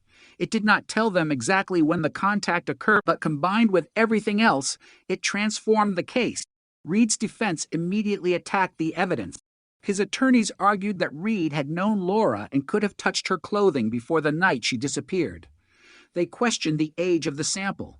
They questioned the possibility of contamination. They argued that a partial profile could not establish the circumstances of contact. The prosecution knew the argument was serious. A cold case built on old evidence could collapse if even one major piece became unreliable. So investigators went backward. They examined every person who had handled Laura's clothing in 1989. Police officers, crime scene technicians, evidence clerks, laboratory workers, medical personnel. They compared available records and eliminated potential sources. The chain of custody had survived. The sample had remained sealed. The result was not a miracle. It was evidence that had simply been waiting for technology to catch up. But investigators still needed to establish when Reed had contact with Laura. The answer came from the old letters. One letter contained a description of a blue coat Laura had recently purchased. She mentioned that Reed had grabbed the sleeve during an argument. That meant his biological material could have been transferred before the night of the disappearance. The defense seized on the point. The prosecution countered with the location of the sample. It had not been recovered from the outside of the coat. It had been found near the torn section of fabric associated with the struggle in the wood. That distinction mattered. The original forensic report had described the material as being concentrated around the damaged area. Investigators now believed Laura may have been grabbed there. But there was still uncertainty. The case had accumulated so many years of missing information that every answer seemed to produce another question. Then the voice analysis returned. The laboratory had cleaned the old recording as much as possible without altering the underlying audio spectral analysis, separated background noise from speech. The male voice was still faint, but experts identified several characteristics that were statistically consistent with Reed. The defense argued that the recording was too degraded. The prosecution argued that it did not stand alone. It was another piece, and the pieces were beginning to form a shape. A man Laura knew. A man who had been rejected by her, a man who lied about seeing her, a man whose vehicle appeared in the timeline, a man whose biological material was recovered from damaged clothing, a man who knew where investigators had searched, a man who accidentally revealed knowledge about Laura's remains, a man who had access to an isolated cabin, a man whose movements on the night of the disappearance had never been fully explained. The evidence was no longer scattered. It was converging. Meanwhile, the town of Blackridge was experiencing a strange kind of awakening. People began talking about the case again. Old newspaper clippings appeared on social media. Former volunteers remembered the search party. People who had been children in 1989 described how Laura's disappearance had changed the community. One woman remembered her mother locking the doors every night after the news broke. Another remembered carrying flyers through neighborhood. A former classmate remembered Laura's laugh. Someone else remembered seeing her at the diner. These memories did not prove anything, but they reminded investigators of something the case files could never fully capture. Laura had not been a cold case number. She had been a person. She had plans. She had friends. She had a family waiting for her. She had been 22 years old, and on the night she disappeared, she believed she was going home. That human reality became especially important as the trial approached. The prosecution did not want Laura reduced to forensic evidence. They wanted the jury to understand who she had been and why her disappearance had devastated the people around her. But the defense had its own strategy. They intended to portray Reed as a suspicious man trapped inside a chain of coincidences. They argued that he had known Laura, that he had driven near the wooded road, that he had visited the cabin, yes, that he had possessed an old vehicle similar to the one described by witnesses, but none of those facts, they argued, proved murder. They emphasized the absence of a weapon. They emphasized the absence of a complete eyewitness account. They emphasized the uncertainty surrounding the voice recorded. And they attacked the prosecution's timeline. 28 years had passed. People forget. Records disappear. Witnesses die. Landscapes change. Memories become stories. The defense wanted the jury to believe the case had become too old to reconstruct accurately. Then prosecutors produced the gas station receipt. The timestamp was original. The paper had been preserved in an archived business ledger. It had not been created decades later. It showed Reed's vehicle had stopped for gasoline less than an hour after Laura's final confirmed sighting. The prosecution placed a map on the courtroom wall. The convenience store, the insurance office, the wooded road, the quarry, the cabin, the route between them. The distances were short. The timeline was possible. The defense had no explanation for why Reed had lied about his movement. That became one of the central questions. If Reed was innocent, why had he changed his story? Why did he first claim he went directly home? Why did he later admit stopping for gas? Why had he denied seeing Laura? Why had he asked about police searches near the quarry? Why had he known that investigators had not found Laura's remains? And why, when confronted years later, had he asked investigators if they had found her? That final question became devastating. During the interrogation, detectives had never mentioned the cabin. They had never described the burial location. They had never told Reed that human remains had been recovered. Yet Reed had reacted as though he already understood exactly what the detectives were talking about. The prosecution replayed the interrogation. The courtroom listened. There was no dramatic confession, no shouting, no sudden breakdown, just a long silence. Then Reed's voice. "Did you find her?" The jury heard it again and again.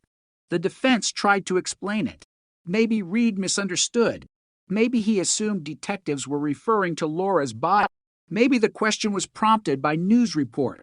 But the prosecution pointed out that no public report had identified the location where Laura's remains were eventually discovered.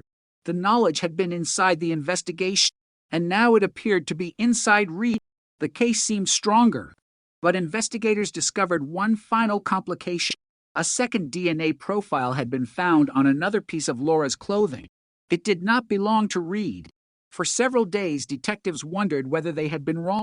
Had another man been involved? Was Reed an accomplice? Was there another killer?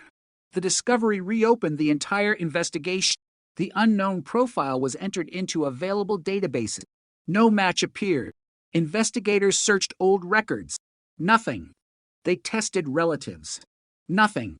They examined the possibility of contamination. The profile remained unexplained.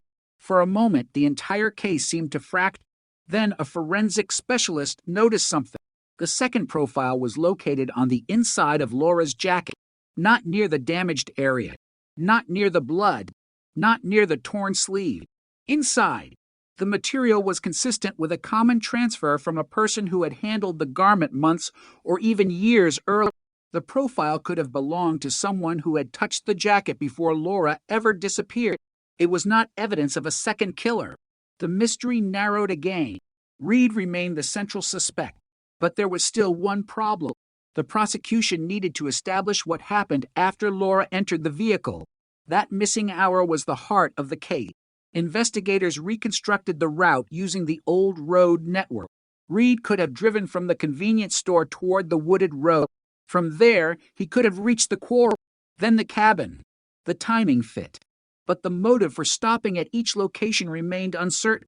Then a retired highway worker came forward. He had maintained the rural road in 1989. He remembered seeing a dark sedan parked near an abandoned access road on the night Laura disappeared. He had not reported it because he assumed someone was hunted, but he remembered the driver. The man had been standing beside the open trunk, and there had been something on the ground, a blue object. The witness could not say what it was. He could not identify Reed with absolute certainty. But when investigators showed him an old photograph, he pointed toward Reed. That looks like him. The witness statement was not perfect, but once again, the timeline tightened. A dark sedan, an open trunk, a blue object, a rural road, and a man who claimed he had never been there. The prosecution now believed they could reconstruct the final sequence with enough certainty to tell the jury what they believed happened. Laura had left work. She encountered Reed. An argument followed. She resisted him. She was forced into the vehicle. The car moved toward the rural road. At some point, Laura's jacket was damaged. Reed attempted to create a false trail near the wooded road. He later moved Laura to the cabin property, and eventually he concealed her remains. The theory was horrifying, but investigators still did not know exactly where Laura died. That distinction mattered.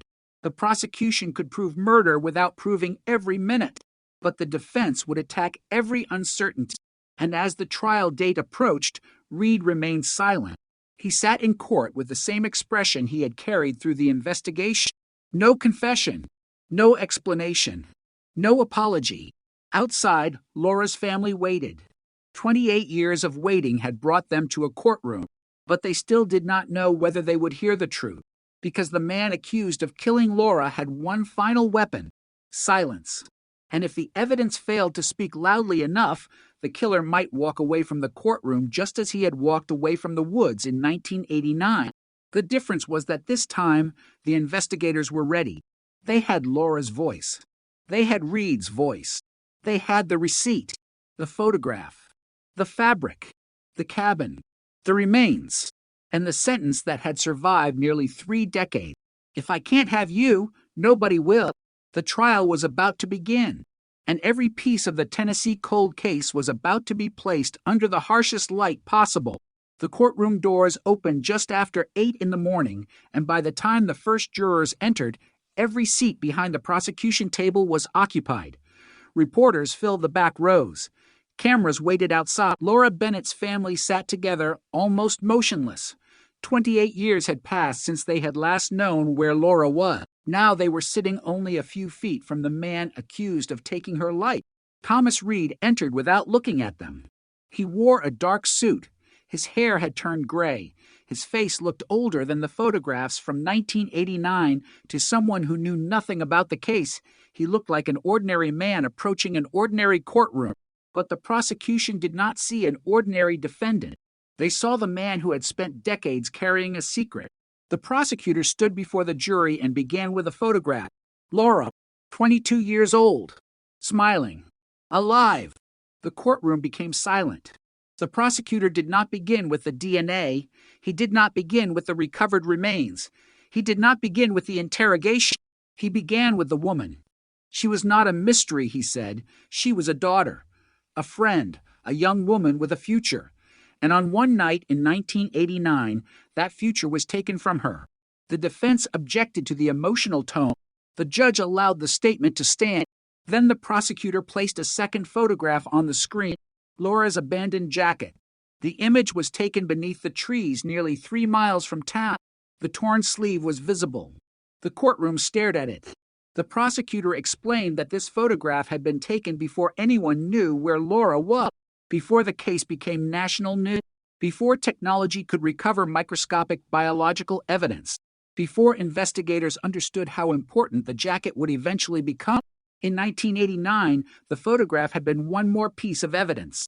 In 2017, it became something different. It became the beginning of the end. The first witness was the mechanic. Daniel Mercer walked slowly toward the stand. He was older now. His hands shook slightly as he raised them to take the oath. The prosecutor asked him whether he remembered Thomas Reed. Mercer said yes. He remembered the dark sedan. He remembered the damaged rear light. He remembered Reed arriving shortly before Laura disappeared. And he remembered something else. He wanted the inside cleaned, Mercer said. The prosecutor asked why. Mercer looked toward Reed. He said something had spilled. What did you think had spilled? Oil. Did you see anything unusual? Mercer paused. The back seat had been disturbed. The defense attorney stood. Mr. Mercer, is it fair to say you did not report any of this in 1989? Yes. You did not believe it was important? No. You are remembering this nearly 30 years later? Yes. And memory can change? Yes. So you cannot tell this jury that Mr. Reed killed Laura Bennett. Mercer looked directly at the defense attorney. No, I can't. The defense smiled briefly. The prosecutor did not react. He knew the case would not be won by one witness. It would be won by the pattern. The next witness was the convenience store cashier. She had been 24 in 1989. Now she was in her 50s. She remembered Laura. She remembered the coffee. She remembered the time. And she remembered Reed. The original receipt was displayed on a monitor. 8:17 p.m. Laura Bennett. Then another receipt. 9:06 p.m. Thomas Reed. The defense tried to argue that the store was busy and that the cashier could not possibly remember every customer from nearly 3 decades earlier. The witness admitted that. But she had something the defense could not erase. The receipt. The records confirmed what her memory could not. Laura was there. Reed was there. Less than an hour separated their appearances. Then investigators reconstructed the route. The prosecutor displayed an old road map. The convenience store was marked in red. The insurance office was marked in another color. The wooded road. The quarry. The cabin. 5 locations. One night. The prosecutor traced the route with his finger. Reed's vehicle could have traveled between every location within the available time. The defense argued that could have was not proof. The judge agreed. The jury was instructed to consider the evidence carefully. Then came the recording. The courtroom lights dimmed. A technician placed the old audio on the screen. The recording began with static. A man's voice spoke in the background.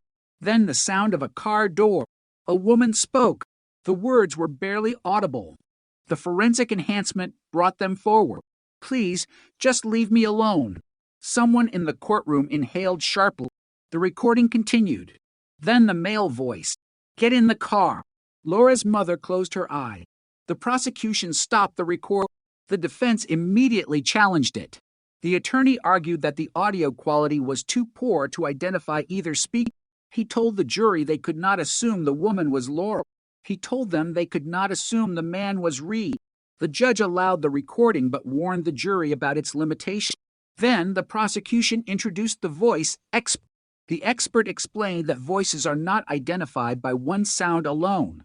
Analysts examine patterns, rhythm, frequency, pronunciation, certain speech characteristics. The expert had compared the unknown male voice with recordings of Reed. The results were consistent. Not absolute, not perfect, but significant. The defense attacked the methodology. The expert remained calm. He admitted that the recording could not establish identity with mathematical certainty, but he explained that the similarity was strong enough to warrant consideration alongside the other evidence. Again, the prosecution did not need one perfect clue.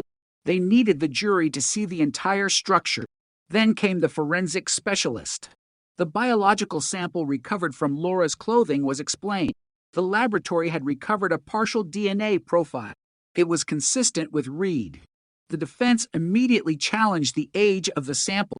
The specialist explained how the evidence had been preserved. The sample had been sealed in 1989. It had remained in controlled storage. Modern testing had allowed investigators to extract information that older technology could not.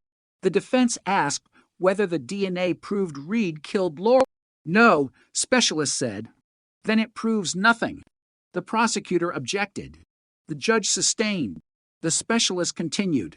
The DNA could not establish the exact moment of contact, but it established that Reed's biological material was present on a piece of clothing associated with Laura's disappearance. The location of the material mattered. It had been found near the torn section of the jacket, the same section investigators believed had been involved in a struggle. The defense attorney returned to the old relationship. You agree Mr. Reed knew Laura? Yes. You agree they had physical contact before 1989? Yes. So his DNA could have been transferred earlier? It could have. The defense turned toward the juror. For the first time, the prosecution's case seemed vulnerable. But then the prosecutor stood. He asked one question. Would earlier contact explain the presence of the biological material near the damaged section of the jacket? The specialist answered, not by itself. The courtroom became quiet again. The evidence was beginning to move beyond coincidence. Then the prosecution called the retired detective. He walked into the courtroom carrying a cardboard evidence box. It was the same box he had preserved from the original investigation. Inside were photographs, notes, map, the original search records. He placed them on the witness stand.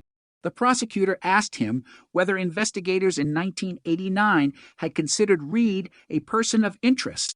Yes. Did he provide an alibi? Yes. Was that alibi verified? Partially. The detective explained the time card discrepancy. Reed had claimed to be at work earlier than the records showed. The defense argued that people make mistakes. The detective agreed. Then the prosecutor asked another question. Did Mr. Reed ever provide a consistent explanation for the hours before work? No. That answer landed harder than the other, because the prosecution was building the case around Reed's own contradiction. His story changed. His movements changed. His explanation changed. But the evidence remained. The detective then described the wooded road. He explained how the original team had focused on the area where Laura's jacket was discovered. The prosecutor asked whether they had considered the possibility that the jacket had been deliberately placed there. The detective looked down. Not enough. Why? We believed we were looking at the primary scene. And were you? The detective hesitated. No. That single answer exposed one of the central failures of the original investigation. The case had not lacked clues. It had lacked the technology and perspective needed to understand them. The defense seized on the admission. So the original investigation made mistakes? Yes. Evidence was missed? Yes. Witnesses were not fully followed up? Yes. Records were lost? Yes. The defense attorney turned toward the juror. This case is built on a mistake. The prosecutor waited. Then he called the next witness, Michael Harlan, the former construction worker, the teenager who had seen Reed at the cabin. Harlan entered quietly. He looked uncomfortable. He admitted he had never reported what he remembered. He admitted that nearly 30 years had passed. He admitted that some details were uncertain. The defense questioned him aggressively. Did you actually see a body? No. Did you see Laura Bennett? No. Did you see Mr. Reed bury anyone? No. So you have no evidence that what you saw had anything to do with Laura Bennett. Harlan looked at the prosecutor, then back at the defense. No direct evidence. The defense attorney smiled, but Harlan continued. I remember the containers. The smile disappeared. I remember how heavy they were. And I remember Mr. Reed telling me not to look inside. The prosecutor asked him whether he could identify the location. Harlan nodded. Investigators later confirmed that the location was near the same property where Laura's remains were eventually discovered. That connection changed the atmosphere inside the courtroom. The defense had successfully shown that many witnesses were uncertain, but uncertainty was no longer working entirely in their favor. The witnesses did not need to remember every detail. They only needed to establish pieces of the timeline, and the pieces were aligning. Then prosecutors revealed the most damaging evidence of all, the interrogation. The courtroom watched Thomas Reed sit at a table in 2017, older, tired, defensive. The detective asked him whether he knew where Laura was. Reed denied it. The detective asked whether he had ever been near the cabin. Reed denied it. The detective asked whether he had seen Laura on the night she disappeared. Reed said no. Then the detective mentioned the recovered evidence. Reed leaned forward. His face changed. And then he asked the question that had haunted investigators ever since. Did you find her? The recording stopped. Nobody moved. The prosecutor turned toward the juror. They knew the defense would fight that sentence. They knew it could be interpreted in different ways, but they also knew something else. At the time Reed said it, investigators had not publicly disclosed the location where Laura's remains had been recovered. The information had been restricted, and Reed had somehow reacted as if he already knew. The courtroom lights came back on. Laura's mother was crying silently. Reed stared straight ahead. For the first time since the trial began, he looked uneasy. The prosecution had not produced a confession. They had produced something more complicated. A trail of evidence that had survived 28 years. A trail built from old paper, old fabric, old memories, old recordings, and modern science. But there was still one question the jury had not heard answered. What happened to Laura after she got into Reed's car? The prosecution believed the answer was hidden inside one final document, a handwritten page. Laura's own words, a page that had never been shown to police in 1989, a page that had been hidden inside a book for decades. And when the prosecutor placed it on the evidence screen, the courtroom saw the sentence Laura had written only weeks before she disappeared. If something happens to me, I don't think it will be an accident. The room went completely silent. For 28 years, that sentence had waited for someone to read it. Now the jury was listening, and the man accused of killing her was sitting only a few feet away. The sentence remained on the screen for several seconds, black letters against a white background, written in Laura Bennett's own handwriting decades before anyone knew how the story would end. If something happens to me, I don't think it will be an accident. The prosecutor did not need to explain why the sentence mattered. The jury could see it. Laura had been afraid. She had documented that fear. And now the man she had feared was sitting in the same courtroom, listening to her words being read aloud. But the defense was ready. The attorney rose slowly and reminded the jury of something the prosecution could not escape. The page did not name Thomas Reed. It did not describe a murder. It did not identify a date. It did not predict what would happen. It was a warning, not a confession. The defense argued that Laura had known other people. She had experienced ordinary conflicts. She had been young. She had been frightened by circumstances that might have had nothing to do with Reed. The prosecutor accepted the limitation. Then he asked the jury to consider something else. Why had Laura written it? Why had she kept the page? And why did so many pieces of the investigation now point toward the same man? The trial moved into its most intense phase. Forensic experts reconstructed the scene around the jacket. They showed photographs taken in 1989 and compared them with the landscape as it appeared decades later. The wooded road had changed dramatically. Trees had grown. The ground had shifted. New vegetation covered sections that had once been open. But the original photographs preserved details that no longer existed. A narrow tire path, broken branches, a disturbed section of earth, a footprint partially preserved in mud. Investigators enhanced the photographs digitally and discovered something the original team had not recognized.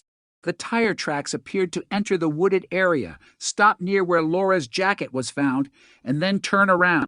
There was no evidence of a vehicle traveling deeper into the wood. That meant the jacket may have been placed there deliberately. The prosecutor explained the theory.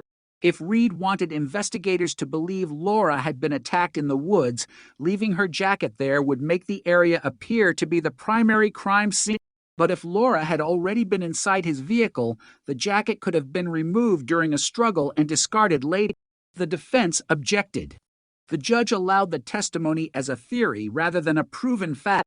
Still, the implication was clear. The original crime scene might never have been where investigators thought. Then the prosecution introduced the photograph from the storage unit. Laura standing beside the dark sedan, Reed behind the wheel. The defense argued that the photograph showed nothing more than two people who knew each other. The prosecutor agreed. Then another photograph appeared. Laura and Reed again. This time closer. Reed's arm was around her.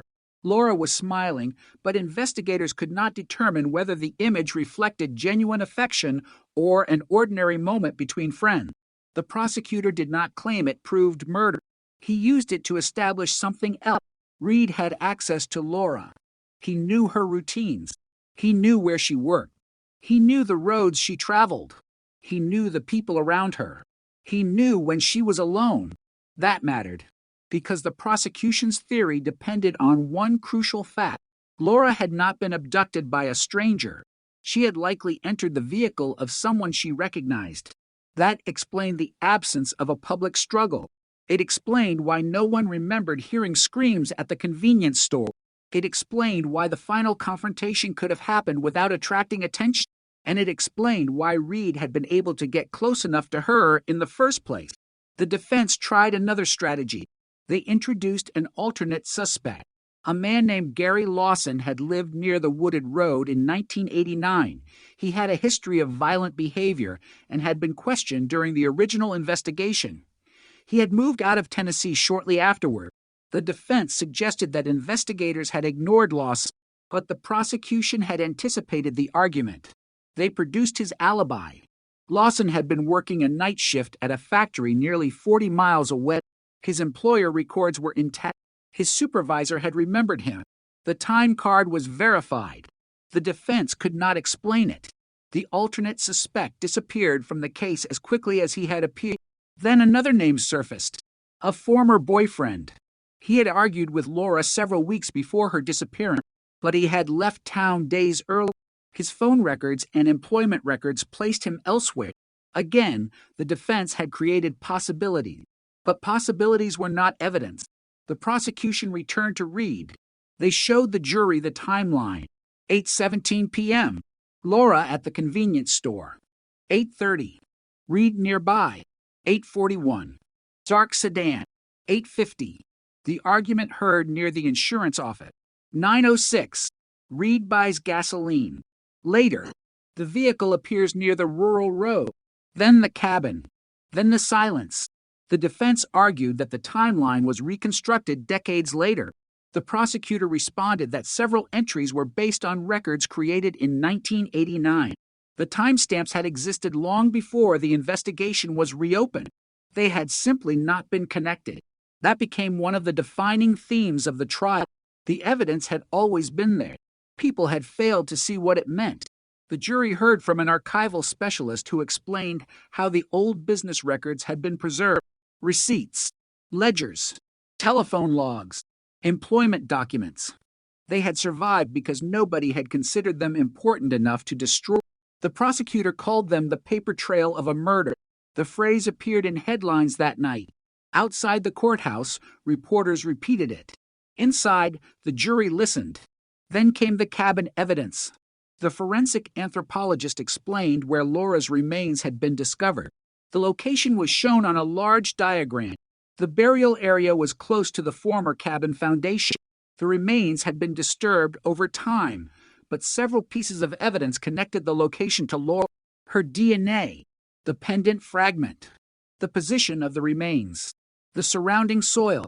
The defense asked whether the remains could have been placed there by someone other than Reed. The anthropologist said it was theoretically possible.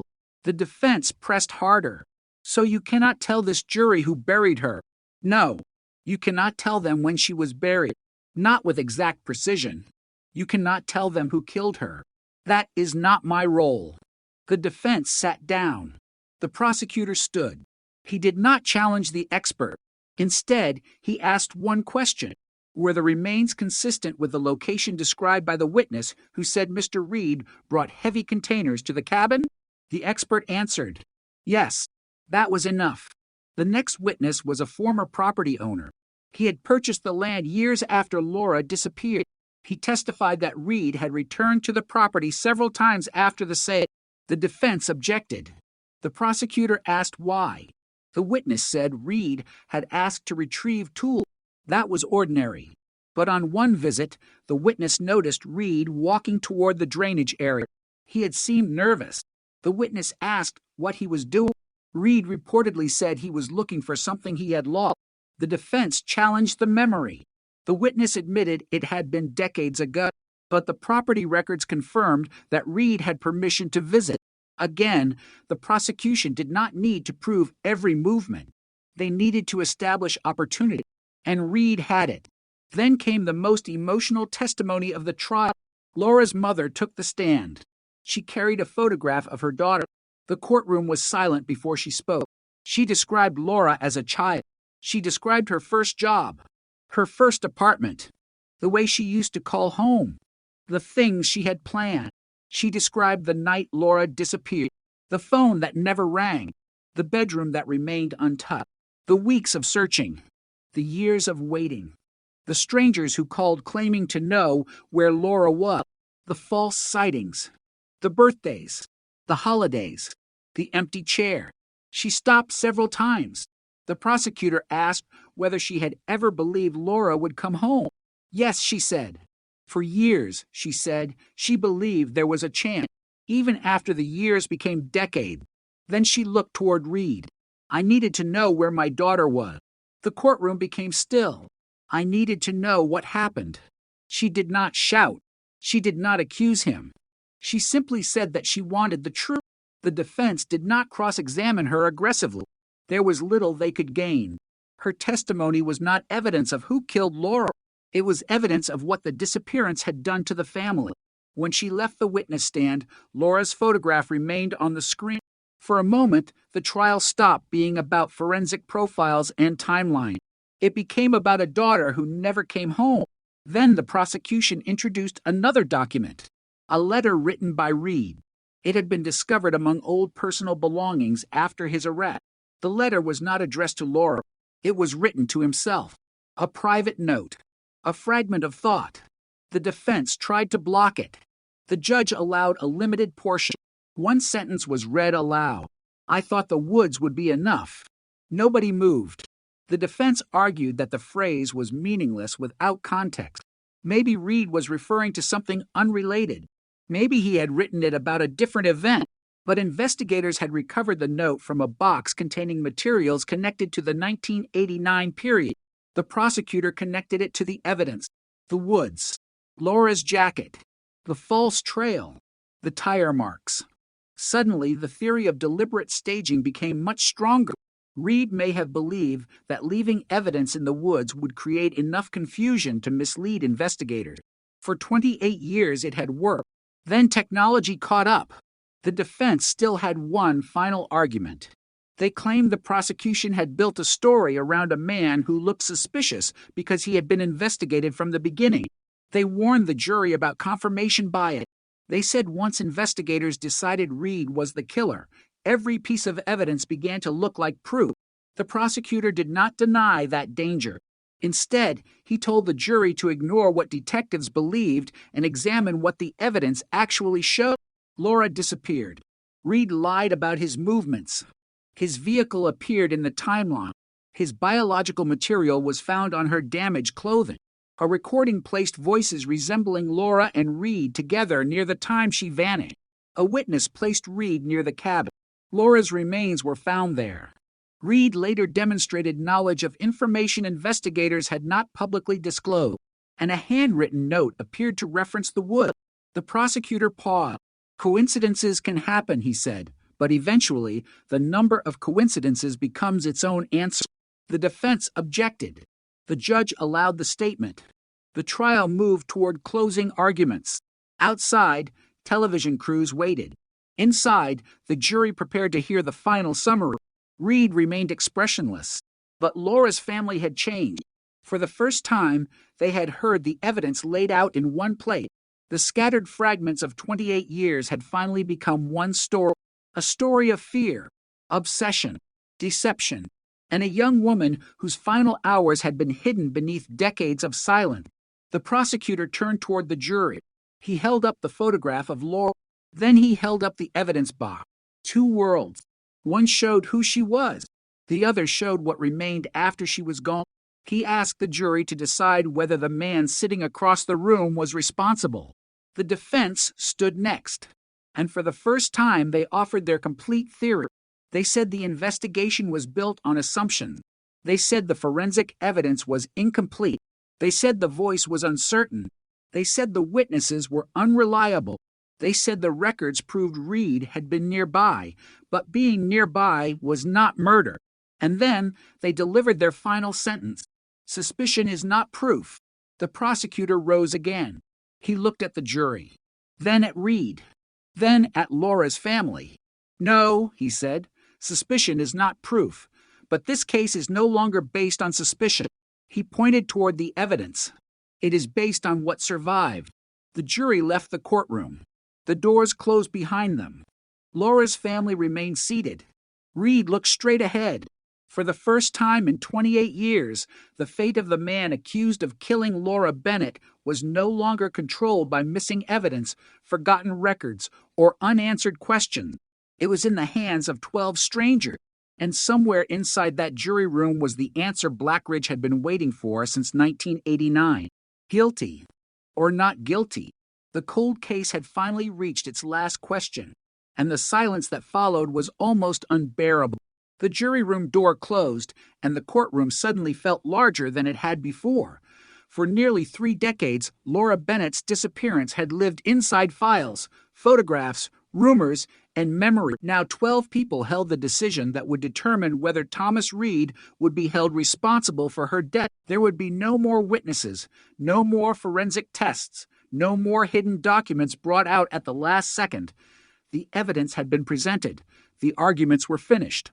All that remained was judgment. Inside the jury room, the jurors began with the timeline. One juror placed the convenience store receipt on the table. 8:17 p.m. Another placed the gasoline receipt beside it. 9:06 p.m. Someone unfolded the map showing the route from town to the wooded road. Another juror mentioned the recorder. Get in the car. The words had stayed with everyone. Then came the question that divided the room.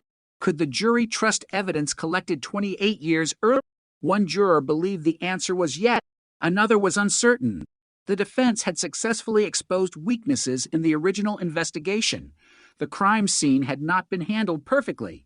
Some witnesses had forgotten details. The voice recording was degraded. The DNA profile was partial. The handwritten note was ambiguous. But there was something difficult to ignore. Reed had lied. Not once. Repeatedly. He had lied about knowing Laura well. He had lied about seeing her. He had lied about where he had been before work. And when investigators eventually found Laura's remains, he had reacted as if he already knew where she was. The jurors returned to that statement. Did you find her? One juror argued that the sentence could have been a guess. Another asked how Reed could possibly know what investigators had not disclosed. The room became quiet. Then a third juror said something simple. Maybe he knew because he was there. The discussion continued. Outside the courthouse, the family waited. Reporters waited. The town waited. People who had followed the case for years watched every movement outside the building. The first hour passed. Then the second. Then the third. There was no verdict. The judge ordered a short recess. The jury continued deliberating. Inside, the jurors examined the physical evidence again. The photograph of Laura and Reed. The jacket. The forensic report. The cabin map. The old records. The handwritten page. The voice transcript. The case did not depend on one piece. That was becoming increasingly clear. The prosecution had constructed a chain. The defense had tried to break it at every link, but the links remained connected. One juror raised the issue of motive. Why would Reed kill Laura? The prosecution had argued obsession, rejection, control. The letters supported escalating hostility. Laura had attempted to end contact. She had written that she felt watched. She had documented her fear. Then she disappeared. The defense argued that motive was speculative. The jury agreed, but they also recognized something important. A motive did not need to be perfect. The question was whether Reed had committed the crime, and the evidence pointed in one direction. Late in the afternoon, the jury sent a note to the judge. They requested to hear the interrogation recording again. The courtroom filled immediately. Reed was brought back in. The recording played. The detective's voice. The questions. Reed's denials. Then the sentence. Did you find her? The audio stopped. Nobody spoke. The jury returned to deliberation. The family waited. Hours passed. As darkness settled outside the courthouse, the town lights came on. People gathered near the entrance. Some held photographs of Laura. Others held candles. A reporter described the scene as a community waiting for the past to speak. Inside the jury room, the decision was approaching. The foreperson asked each juror to state their position. One by one, they answered, "Guilty, guilty, guilty." One juror remained silent. The room stopped. The juror explained that the evidence was strong, but the uncertainty surrounding the DNA and voice recording created doubt. The others listened. No one pressured the juror. They returned to the evidence. The juror studied the map, the cabin, the quarry, the wooded road, the timeline. Then the juror asked a question. If Reed wasn't involved, why did he know where she was? Nobody answered immediately, because there was no easy alternative. The juror eventually nodded. Another vote was taken, this time unanimous. Guilty. The courthouse doors opened. The jury entered. Thomas Reed stood. Laura's family stood. The clerk read the verdict. Guilty. The word seemed to hang in the room. Reed did not react. Laura's mother covered her face. Her family held each other. There was no celebration, no cheering, only tears. 28 years of uncertainty had ended with one word, guilty. The judge then turned to sentencing. The prosecution requested the maximum penalty allowed under the law applicable to the conviction. The defense requested leniency, pointing to Reed's age and lack of a lengthy criminal history. The judge looked toward him. Mr. Reed, you have had many years to explain what happened. Reed remained silent. The judge continued. Today, you have an opportunity to speak. Reed finally looked up. For several seconds, he said nothing. Then he spoke quietly. I didn't mean for it to happen. Laura's mother stared at him. The courtroom froze. The judge asked what he meant. Reed did not answer.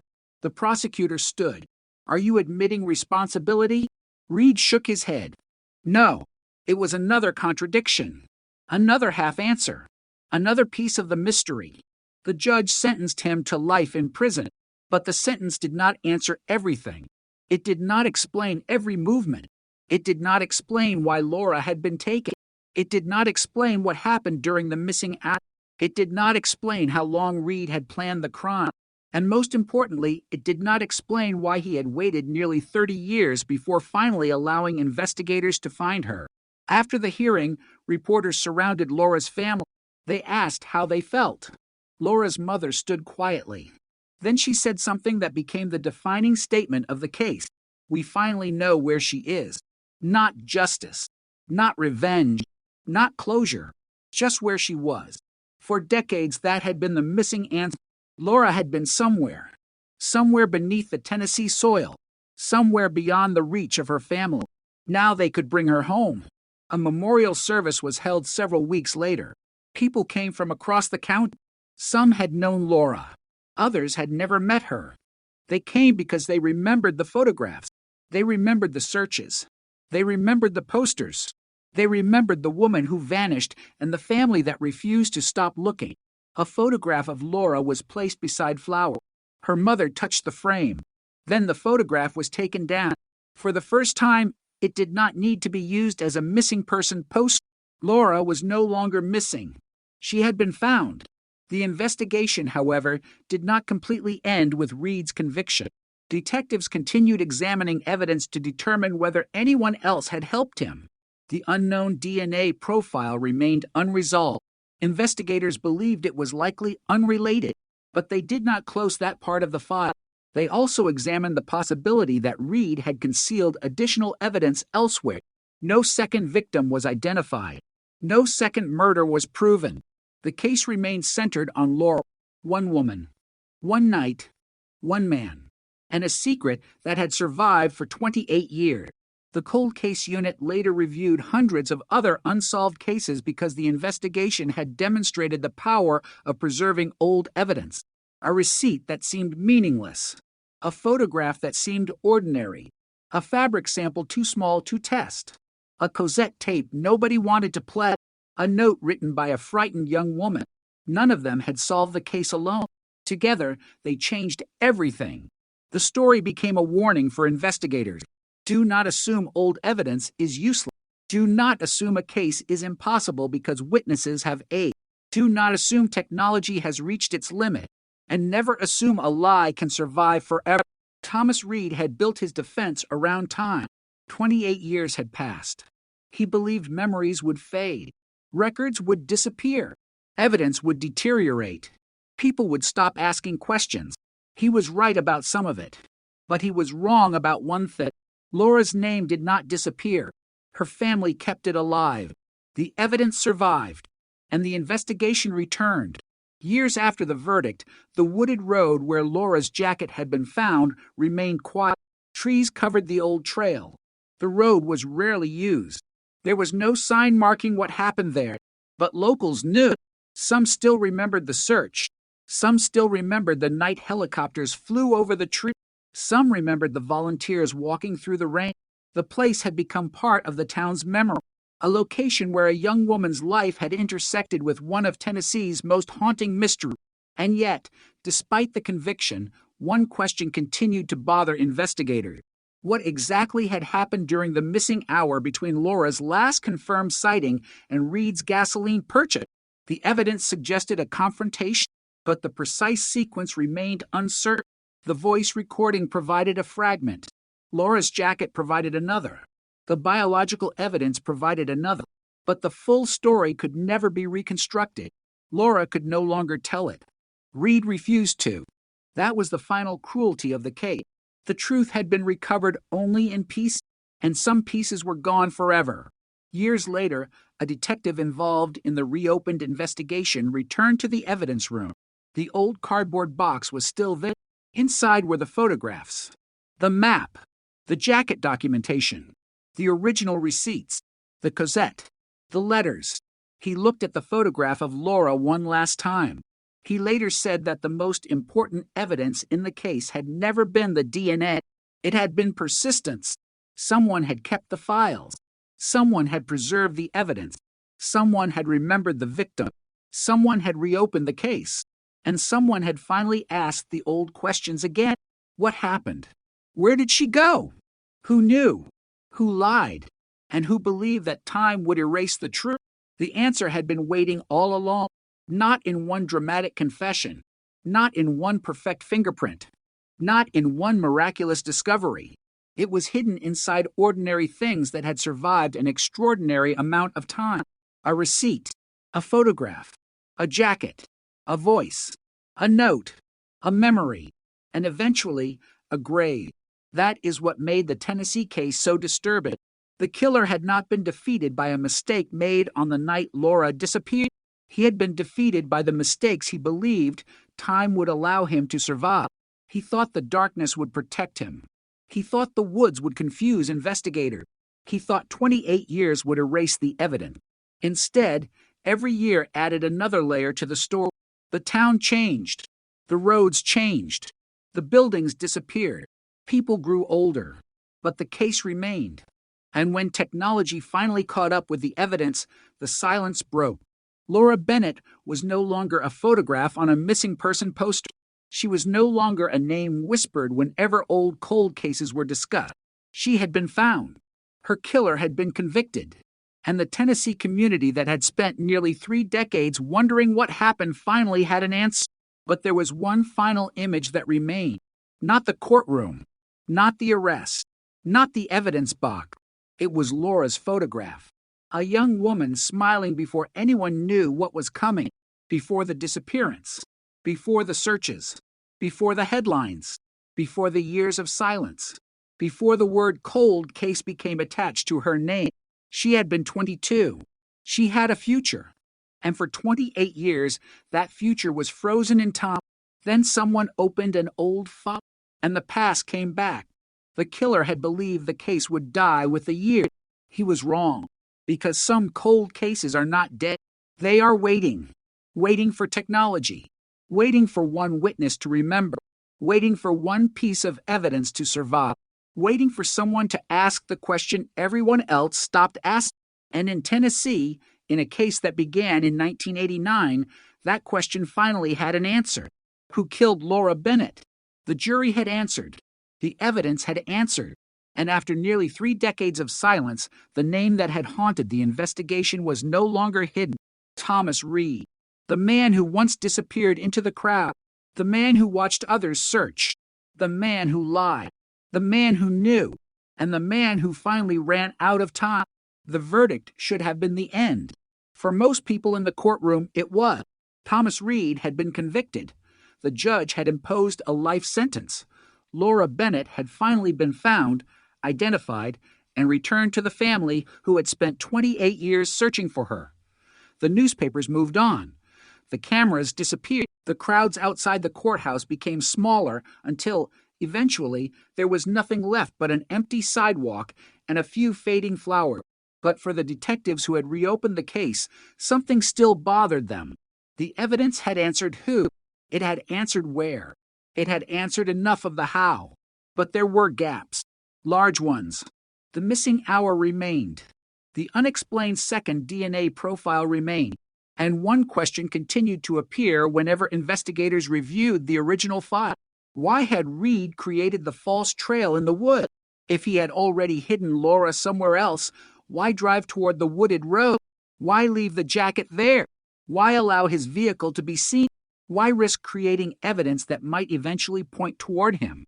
The answer, investigators believed, was psychological. Reed had not simply wanted Laura gone. He had wanted control over the story.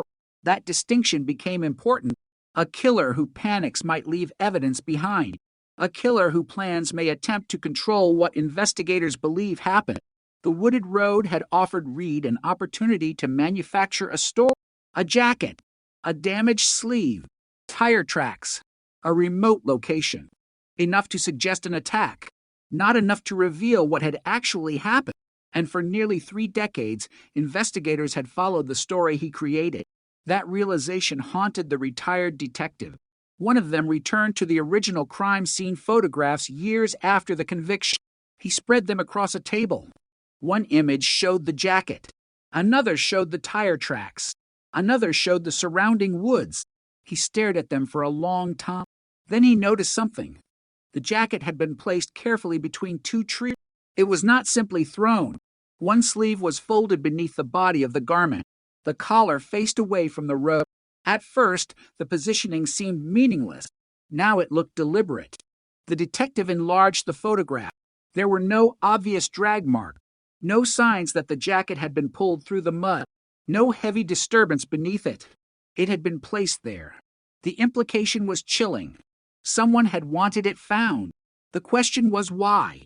Perhaps Reed knew that investigators would search the area. Perhaps he understood that finding the jacket would convince them Laura had been attacked there. Perhaps he believed the absence of a body would force police into a prolonged search. And it worked. For days, investigators searched the wood. Volunteers joined. Dogs were brought in. Roads were closed. Families walked through the trees. Every hour spent searching that location was an hour not spent looking elsewhere. The deception had cost investigators time, and time was exactly what Reed needed. The cold case team later reconstructed the original search pattern. They discovered that officers had concentrated nearly 70% of their effort around the wooded road during the first 48 hours. That meant the real location where Laura had been concealed received far less attention. Nobody could know whether that difference had been intentional, but Reed's later behavior made the possibility difficult to ignore. He had watched the search. He had listened to investigators. He had followed the news. He knew exactly where police were looking. He knew what they had found. And he knew what they had not found. That knowledge explained the strange question during his 2017 interrogation. Did you find her? It was not merely a question. It was a glimpse into a memory Reed had spent decades trying to bury. But the investigation was not finished. The cold case unit reopened the mystery of the second DNA profile. They returned to Laura's clothing. The profile had been recovered from the inside of the jacket. At first, investigators believed it could have been transferred long before the disappearance. But after the conviction, they wanted certainty. They examined the garment under magnification. They found traces of dust, hair, and textile fiber. One fiber was consistent with a wool blend commonly used in men's coats during the late 1980s.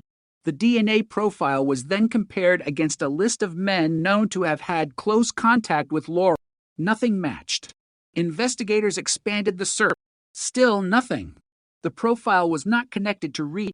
It was not connected to any known suspect. For a moment, the possibility of an unknown accomplice returned. Could Reed have had help? Could another person have been involved in moving Laura? Could someone else have handled the jacket? The detectives did not want to leave the question unanswered. They reviewed Laura's final week, her workplace, her apartment, the diner, the convenience store, her evening classes, her friends, the people she had spoken to, the people who had visited her. The investigation produced a long list, but one name stood out. A co-worker named Paul Avery. He had been one of the last people to see Laura before her final shift. He had helped her carry a box to her car earlier that week. He had handled her coat. And he had been present at the medical office when Laura complained that someone was watching her. Investigators tested Avery. The profile did not match. He was eliminated. Then they tested another former coworker. No match. Another friend. No match. A former boyfriend. No match. The profile remained unknown. Eventually, forensic experts concluded that the sample was too limited to establish when or how the biological material had been transferred. It might have belonged to someone who had touched the jacket months earlier. It might have come from a public location. It might have been transferred indirectly. The mystery remained, but the detectives refused to let it distract from what the evidence had already established. Reed was responsible for Laura's murder. The unresolved profile did not change that conclusion. Still, the existence of unexplained evidence became part of the case's permanent shadow. There was another mystery, the missing hour. Investigators knew Reed purchased gasoline at 9:06 p.m. They knew Laura had been seen near the insurance office. They knew the dark sedan had been observed, but they did not know precisely where Laura was between those moments. A forensic reconstruction suggested that Reed could have driven from the convenience store to the wooded road in less than 10 minutes. He could then have remained there briefly. He could have traveled toward the quarry, and from there he could have reached the cabin. But the reconstruction could not tell investigators exactly what happened. There were no cameras, no GPS, no digital records, no cell phone tower data, no automatic license plate reader. In 1989, the night belonged to darkness. A person could drive 10 miles without leaving a digital trace. A car could disappear down a rural road and become invisible. A telephone call could be made without a record of the conversation. A receipt could survive only because someone happened to file it. That was the world Reed had relied upon. It was also the world that had nearly protected him forever. The reopened investigation showed just how much had changed. In 1989, investigators had fingerprints and photographs. In the modern investigation, they had advanced DNA analysis, digital image enhancement, voice comparison, geographic reconstruction, computerized records, modern forensic anthropology, evidence databases. Technology had not created the truth. It had exposed the truth that had already been sitting inside the evidence. That realization became the central lesson of the case. The past does not always disappear. Sometimes it simply becomes harder to read. The family understood that better than anyone. After the conviction, Laura's mother returned to the place where the remains had been recovered. She stood alone. There were no reporters, no cameras, no courtroom, just trees. She carried a small photograph of Laura. For several minutes, she said nothing. Then she placed the photograph against a tree. She had spent years searching for her daughter. Now she no longer needed to search. That should have brought peace. Instead, it brought something more complicated: grief. Because finding Laura meant accepting that she was never coming home. For decades, hope had been painful, but hope had also kept the family moving. Now hope was replaced by certainty, and certainty could hurt in ways uncertainty never had. The family eventually created a small memorial. There was no grand monument, just Laura's name, her birth year, the year she disappeared, and a short sentence: remembered, always. People visited quietly. Some left flowers. Some left handwritten notes. Others simply stood there. The case had become part of the town's history, but it was not the kind of history people celebrated. It was the kind they remembered when the roads became quiet, when the weather turned cold, when someone mentioned 1989, when an old photograph surfaced, when a missing person poster was found inside a forgotten drawer. The phrase cold case had once described Laura's investigation. Now it meant something else. It represented time. 28 years of silence. 28 years of questions. 28 years in which the killer lived a life while Laura's family lived inside a mystery. That imbalance was one of the most difficult parts for investigators to accept. Reed had not spent 28 years in prison. He had not spent 28 years answering questions. He had spent those years living, working, eating dinner, sleeping, attending family events, watching television, walking through stores, passing strangers who had no idea what he had done. Meanwhile, Laura's family had carried the same question every morning: where is she? That difference became even more painful when investigators discovered one final detail about Reed's life after 1989. He had kept a newspaper clipping. It was not the original front page about Laura's disappearance. It was a later article discussing the failure to solve the case. The clipping had been folded several times. Investigators found it among his personal possessions after his arrest. There was no handwriting on it, no annotation, nothing obvious. But the article contained one sentence that made detectives uncomfortable. Police had admitted they had no idea where Laura was. Reed had kept that sentence for years. Why? Was it proof of guilt? Not by itself. Could a person keep an old article for innocent reasons? Yes, but in context, it became another strange detail, another piece of the pattern. The detectives studied the clipping. Then they put it back into the evidence box. The truth about Reed was now settled in court, but the psychology of his behavior remained disturbing. Why keep the article? Why attend searches? Why watch the family suffer? Why return to the cabin? Why ask whether Laura had been found? Why preserve a story that could eventually expose him? There was no complete answer. Some killers want control. Some become obsessed with their own crime. Some believe they are smarter than investigators. Some simply assume they will never be caught. Reed may have believed all four, but there was something he could not control: time. Time changed the technology. Time changed the investigator. Time changed the evidence. And time changed him. The young man who had been questioned in 1989 was gone. The older man sitting in court decades later could not outrun what his younger self had done. The case had followed him quietly. It had survived inside boxes, inside photographs, inside memories, inside laboratory samples, inside a cassette tape, inside the words of a frightened young woman, and eventually it followed him into a courtroom. The final report from the cold case unit described the investigation as a successful reconstruction of a historical homicide, but investigators used a simpler phrase among themselves: the case remembered, because that was what had happened. The town remembered, the family remembered, the evidence remembered, and eventually the investigation remembered how to ask the right questions. Yet one detail still bothered the lead detective: the cassette recording. He had listened to it dozens of times. The woman: "Please, just leave me alone." The man: "Get in the car." The car door. The background noise. The distance. The uncertainty. The recording could never tell the entire story, but it had captured something real. A moment. A voice. A command. A final fragment of Laura's life. The detective once described it as a door that had been left open for 28 years. Nobody knew what had happened immediately after the record, but now they knew where the story ended. Laura was gone. Reed was responsible. The family had her back, and the cold case was closed, at least officially, because some mysteries never completely close. They leave behind questions that cannot be answered. What did Laura see in those final minutes? Did she know she was in danger? Did she realize Reed intended to hurt her? Did she fight?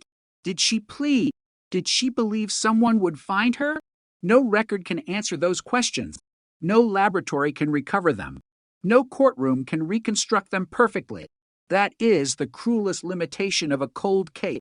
Evidence can tell investigators what happened. Sometimes it can tell them who did it, but it cannot restore the final moments of a life. Laura's story ended in darkness, but her disappearance did not end there. It continued through 28 years of searching, through a town that refused to completely forget, through detectives who reopened old boxes, through evidence that survived longer than anyone expected, and through a family that kept asking the same question: where is she? Eventually, they received the answer, and somewhere in Tennessee, the old files were returned to storage. The cardboard box was closed. The cassette was labeled. The photographs were archived. The forensic reports were finalized. The name Thomas Reed was attached to the case, and Laura Bennett's name was no longer listed as missing. The cold case was cracked. The killer had been unmasked. But the silence of that Tennessee night in 1989 remained, because even after justice arrived, there were things the years had taken that no courtroom could ever return: a future, a voice, a life, and a young woman who should have grown old. The case was officially closed, but the story did not disappear. In Blackridge, people continued to talk about what happened to Laura Bennett because the conviction had answered the central question without answering every question. Thomas Reed was in prison. Laura had been found.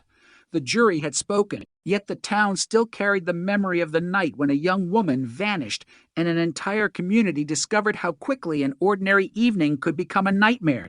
The cold case had become part of local history, but for Laura's family, history was not something safely buried in the past.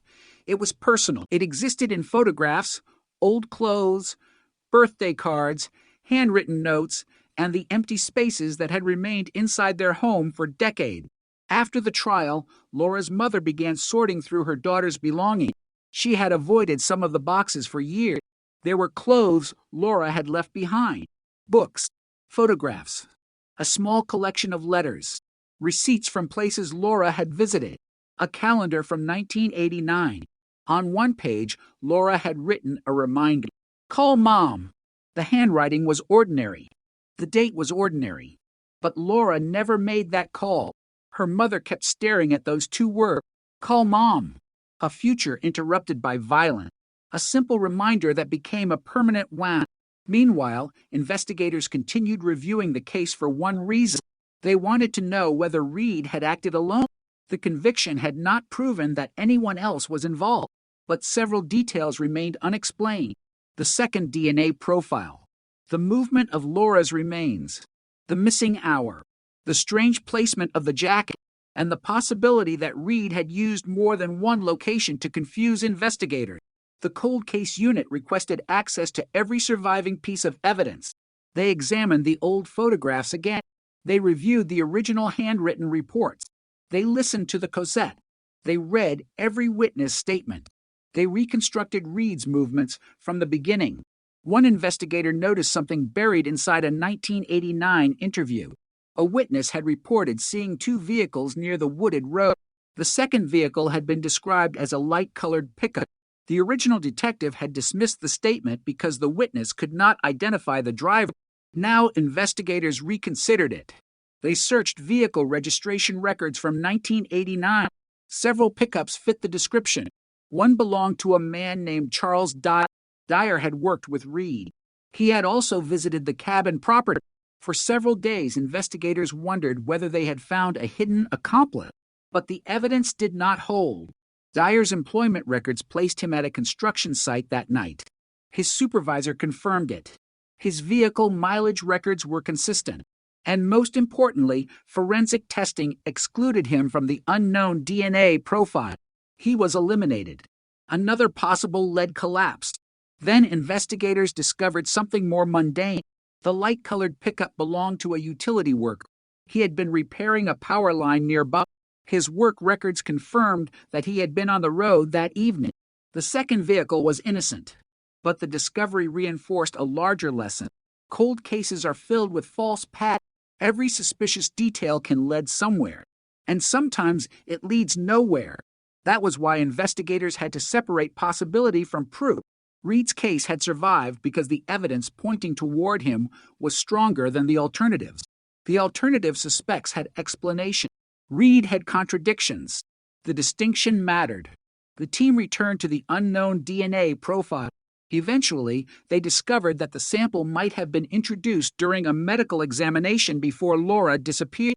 The profile belonged to a man who had worked at the medical office where Laura was employed. He had handled clothing during a routine procedure. The DNA was not connected to the murder. The mystery was finally resolved. Another shadow disappeared from the case. The investigation now had fewer unanswered questions, but one remained. What had happened inside Reed's vehicle? The prosecution's theory suggested Laura had been forced inside after an argument, but there was no direct evidence of what happened afterward. Investigators searched the old vehicle records. Reed's sedan had been destroyed years earlier. There was nothing left to test. The mechanic had kept only a small piece of fabric. The interior had been cleaned. Any physical evidence inside the vehicle was long gone. That was another consequence of time. The case had survived. The car had not. The road had changed. The cabin had disappeared. Witnesses had aged. Some had died. Some could no longer remember. The physical world had moved forward while the evidence struggled to keep up. But one thing remained. Laura's word. The page she had written. The warning. The fear. The investigators believed those words explained why she had been vulnerable. She knew Reed. She had trusted him. She knew his temper. She had underestimated what he was capable of. That made the case particularly disturbing. There had been no random stranger hiding behind a tree. There had been someone inside Laura's circle. Someone who knew her. Someone who knew how to approach her without causing immediate alarm. Someone who understood that trust could open a door that force could not. The psychological analysis of Reed's behavior became part of the final investigative report. It described patterns of control, possessiveness, escalating jealousy, denial, manipulation, and post-crime behavior designed to distance himself from suspicion. Investigators noted that Reed did not behave like someone desperately trying to leave town. He stayed. He participated in searches. He answered questions. He gave an alibi. He became part of the investigation. That behavior had initially made him appear less suspicious, but it may have been precisely what allowed him to remain free. He understood the power of appearing cooperative. He knew that investigators expected suspects to run. He did not run. He stayed close. He watched. He waited. And he allowed the investigation to move in the wrong direction. That strategy worked for years, then decades, but not forever. The story eventually reached a national audience. Documentaries examined the case. Podcasts revisited the timeline. Former investigators discussed the evidence. The public debated whether the original investigation should have identified Reed early. Some argued that he should have been arrested in 1989. Others believed the evidence simply had not been strong enough. Both sides had a point. The original investigators had suspected Reed, but suspicion without physical evidence would not necessarily have resulted in a conviction. The DNA did not exist in usable form. The voice recording had not been analyzed. The cabin connection had not been understood. The receipt had not been linked to the timeline. The old letters had not been properly interpreted. Modern technology had changed the balance. That became one of the most important lessons from the case. A cold case does not always become solvable because investigators discover something new. Sometimes it becomes solvable because old evidence becomes readable. The distinction is enormous. The evidence was not born in the modern era. It had been waiting for better testing, better databases, better imaging, better questions, and better patience. The case also changed how the local department handled old investigations. Evidence storage procedures were updated. Old biological samples were cataloged. Unresolved cases were digitized. Archived records were scanned. Investigators created new protocols for reviewing cases that had been considered impossible. Laura's case became a reference point, not because it was unique, because it was a warning. If one forgotten sample could help solve a murder nearly 30 years later, what other cases might still contain answers? The cold case unit began reopening files. Some produced nothing. Others produced new leads. A few produced arrests. The work continued. But Laura remained the case everyone remembered, because it had been so long, because the killer had lived normally for decades, because the family had refused to stop searching, and because the evidence had survived. One afternoon, a detective returned to the memorial. The place was quiet. Leaves moved across the ground. Someone had left fresh flowers. He stood there for a few minutes. Then he noticed a small handwritten note. It had been left beneath Laura's photograph. It said, "You were never forgotten." That sentence captured what the entire investigation had ultimately become. Laura had never been forgotten. Not by her family. Not by the people who searched. Not by the detectives who reopened the file. Not by the community. And not by the evidence. The years had buried many things, but they had not buried the question, where is Laura Bennett? That question had survived longer than Thomas Reed expected, and when the answer finally came, it changed the meaning of every year that had passed. The missing person posters were removed. The old hotline number was disconnected. The photographs no longer needed to be distributed. Laura was no longer a missing woman. She was a victim, a daughter, a friend, a name attached to a grave, and a reminder of how fragile ordinary life can be. The case also changed Laura's family. They no longer spent birthdays wondering whether someone might call. They no longer waited for a stranger to knock on the door. They no longer imagined Laura walking back into the room. The uncertainty was gone. The grief remained. But grief and uncertainty are different. Uncertainty keeps the wound open. Grief allows the wound to exist without demanding an answer every morning. That was the closest thing to closure the family ever received. Not happiness, not forgetting, just certainty. Years later, a journalist asked Laura's mother whether she believed the verdict gave her justice. She thought about it. Then she said she did not know. Justice could not return 28 years. It could not return her daughter. It could not erase the photographs of the search. It could not erase the birthdays Laura missed. It could not erase the years spent wondering whether she was alive. But it gave Laura a name. It gave her a place. And it gave the family the truth. Sometimes that is all a cold case can offer. The final chapter of the investigation was written quietly. No dramatic chase. No confession. No final confrontation. Just paperwork. Evidence inventories. Court records. A conviction entered into the system, and a file marked closed. But the detective who had reopened the case refused to describe it as an end. He called it a return. The case had returned to where it belonged, with Laura, not with the killer, not with the rumors, Not with the mystery, with the victim. That became the final message investigators wanted people to remember. Cold cases are not stories about old crime. They are stories about people who are still waiting for answers. They are about evidence that refuses to disappear. They are about families who continue living beside unanswered questions. And they are about the possibility that somewhere inside an old box, an old photograph, or an old laboratory sample, the truth is still alive. Laura's truth had waited 28 years.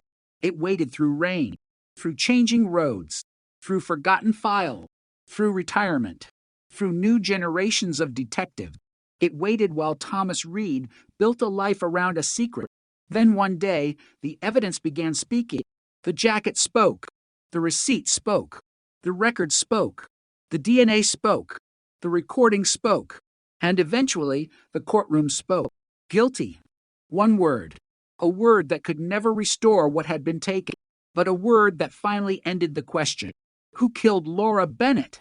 Thomas Reed. Where was Laura? At the old cabin property. Why had the case remained unsolved? Because the evidence had been fragmented, the original investigation had followed a false trail, and the technology needed to connect the pieces did not yet exist. How was the cold case finally cracked? Not through one miracle, through persistence, through evidence that survived, through investigators willing to look again, and through a family that never stopped asking. The town eventually grew quieter. The headlines faded. The documentaries stopped. The cameras moved to other stories. But the memorial remained, and Laura's name remained. Every year, someone still left flowers. Every year, someone still remembered the young woman who disappeared in 1989. The case was closed. The killer was behind bars. But the memory did not need a courtroom. It lived in the people who remembered her. It lived in the photographs. It lived in the old records. It lived in the quiet Tennessee roads where the investigation began. And perhaps that was the most important thing the cold case had revealed. A murderer can hide a body. A murderer can hide a weapon. A murderer can hide a story. But hiding the truth forever is much harder because evidence can sleep for decades.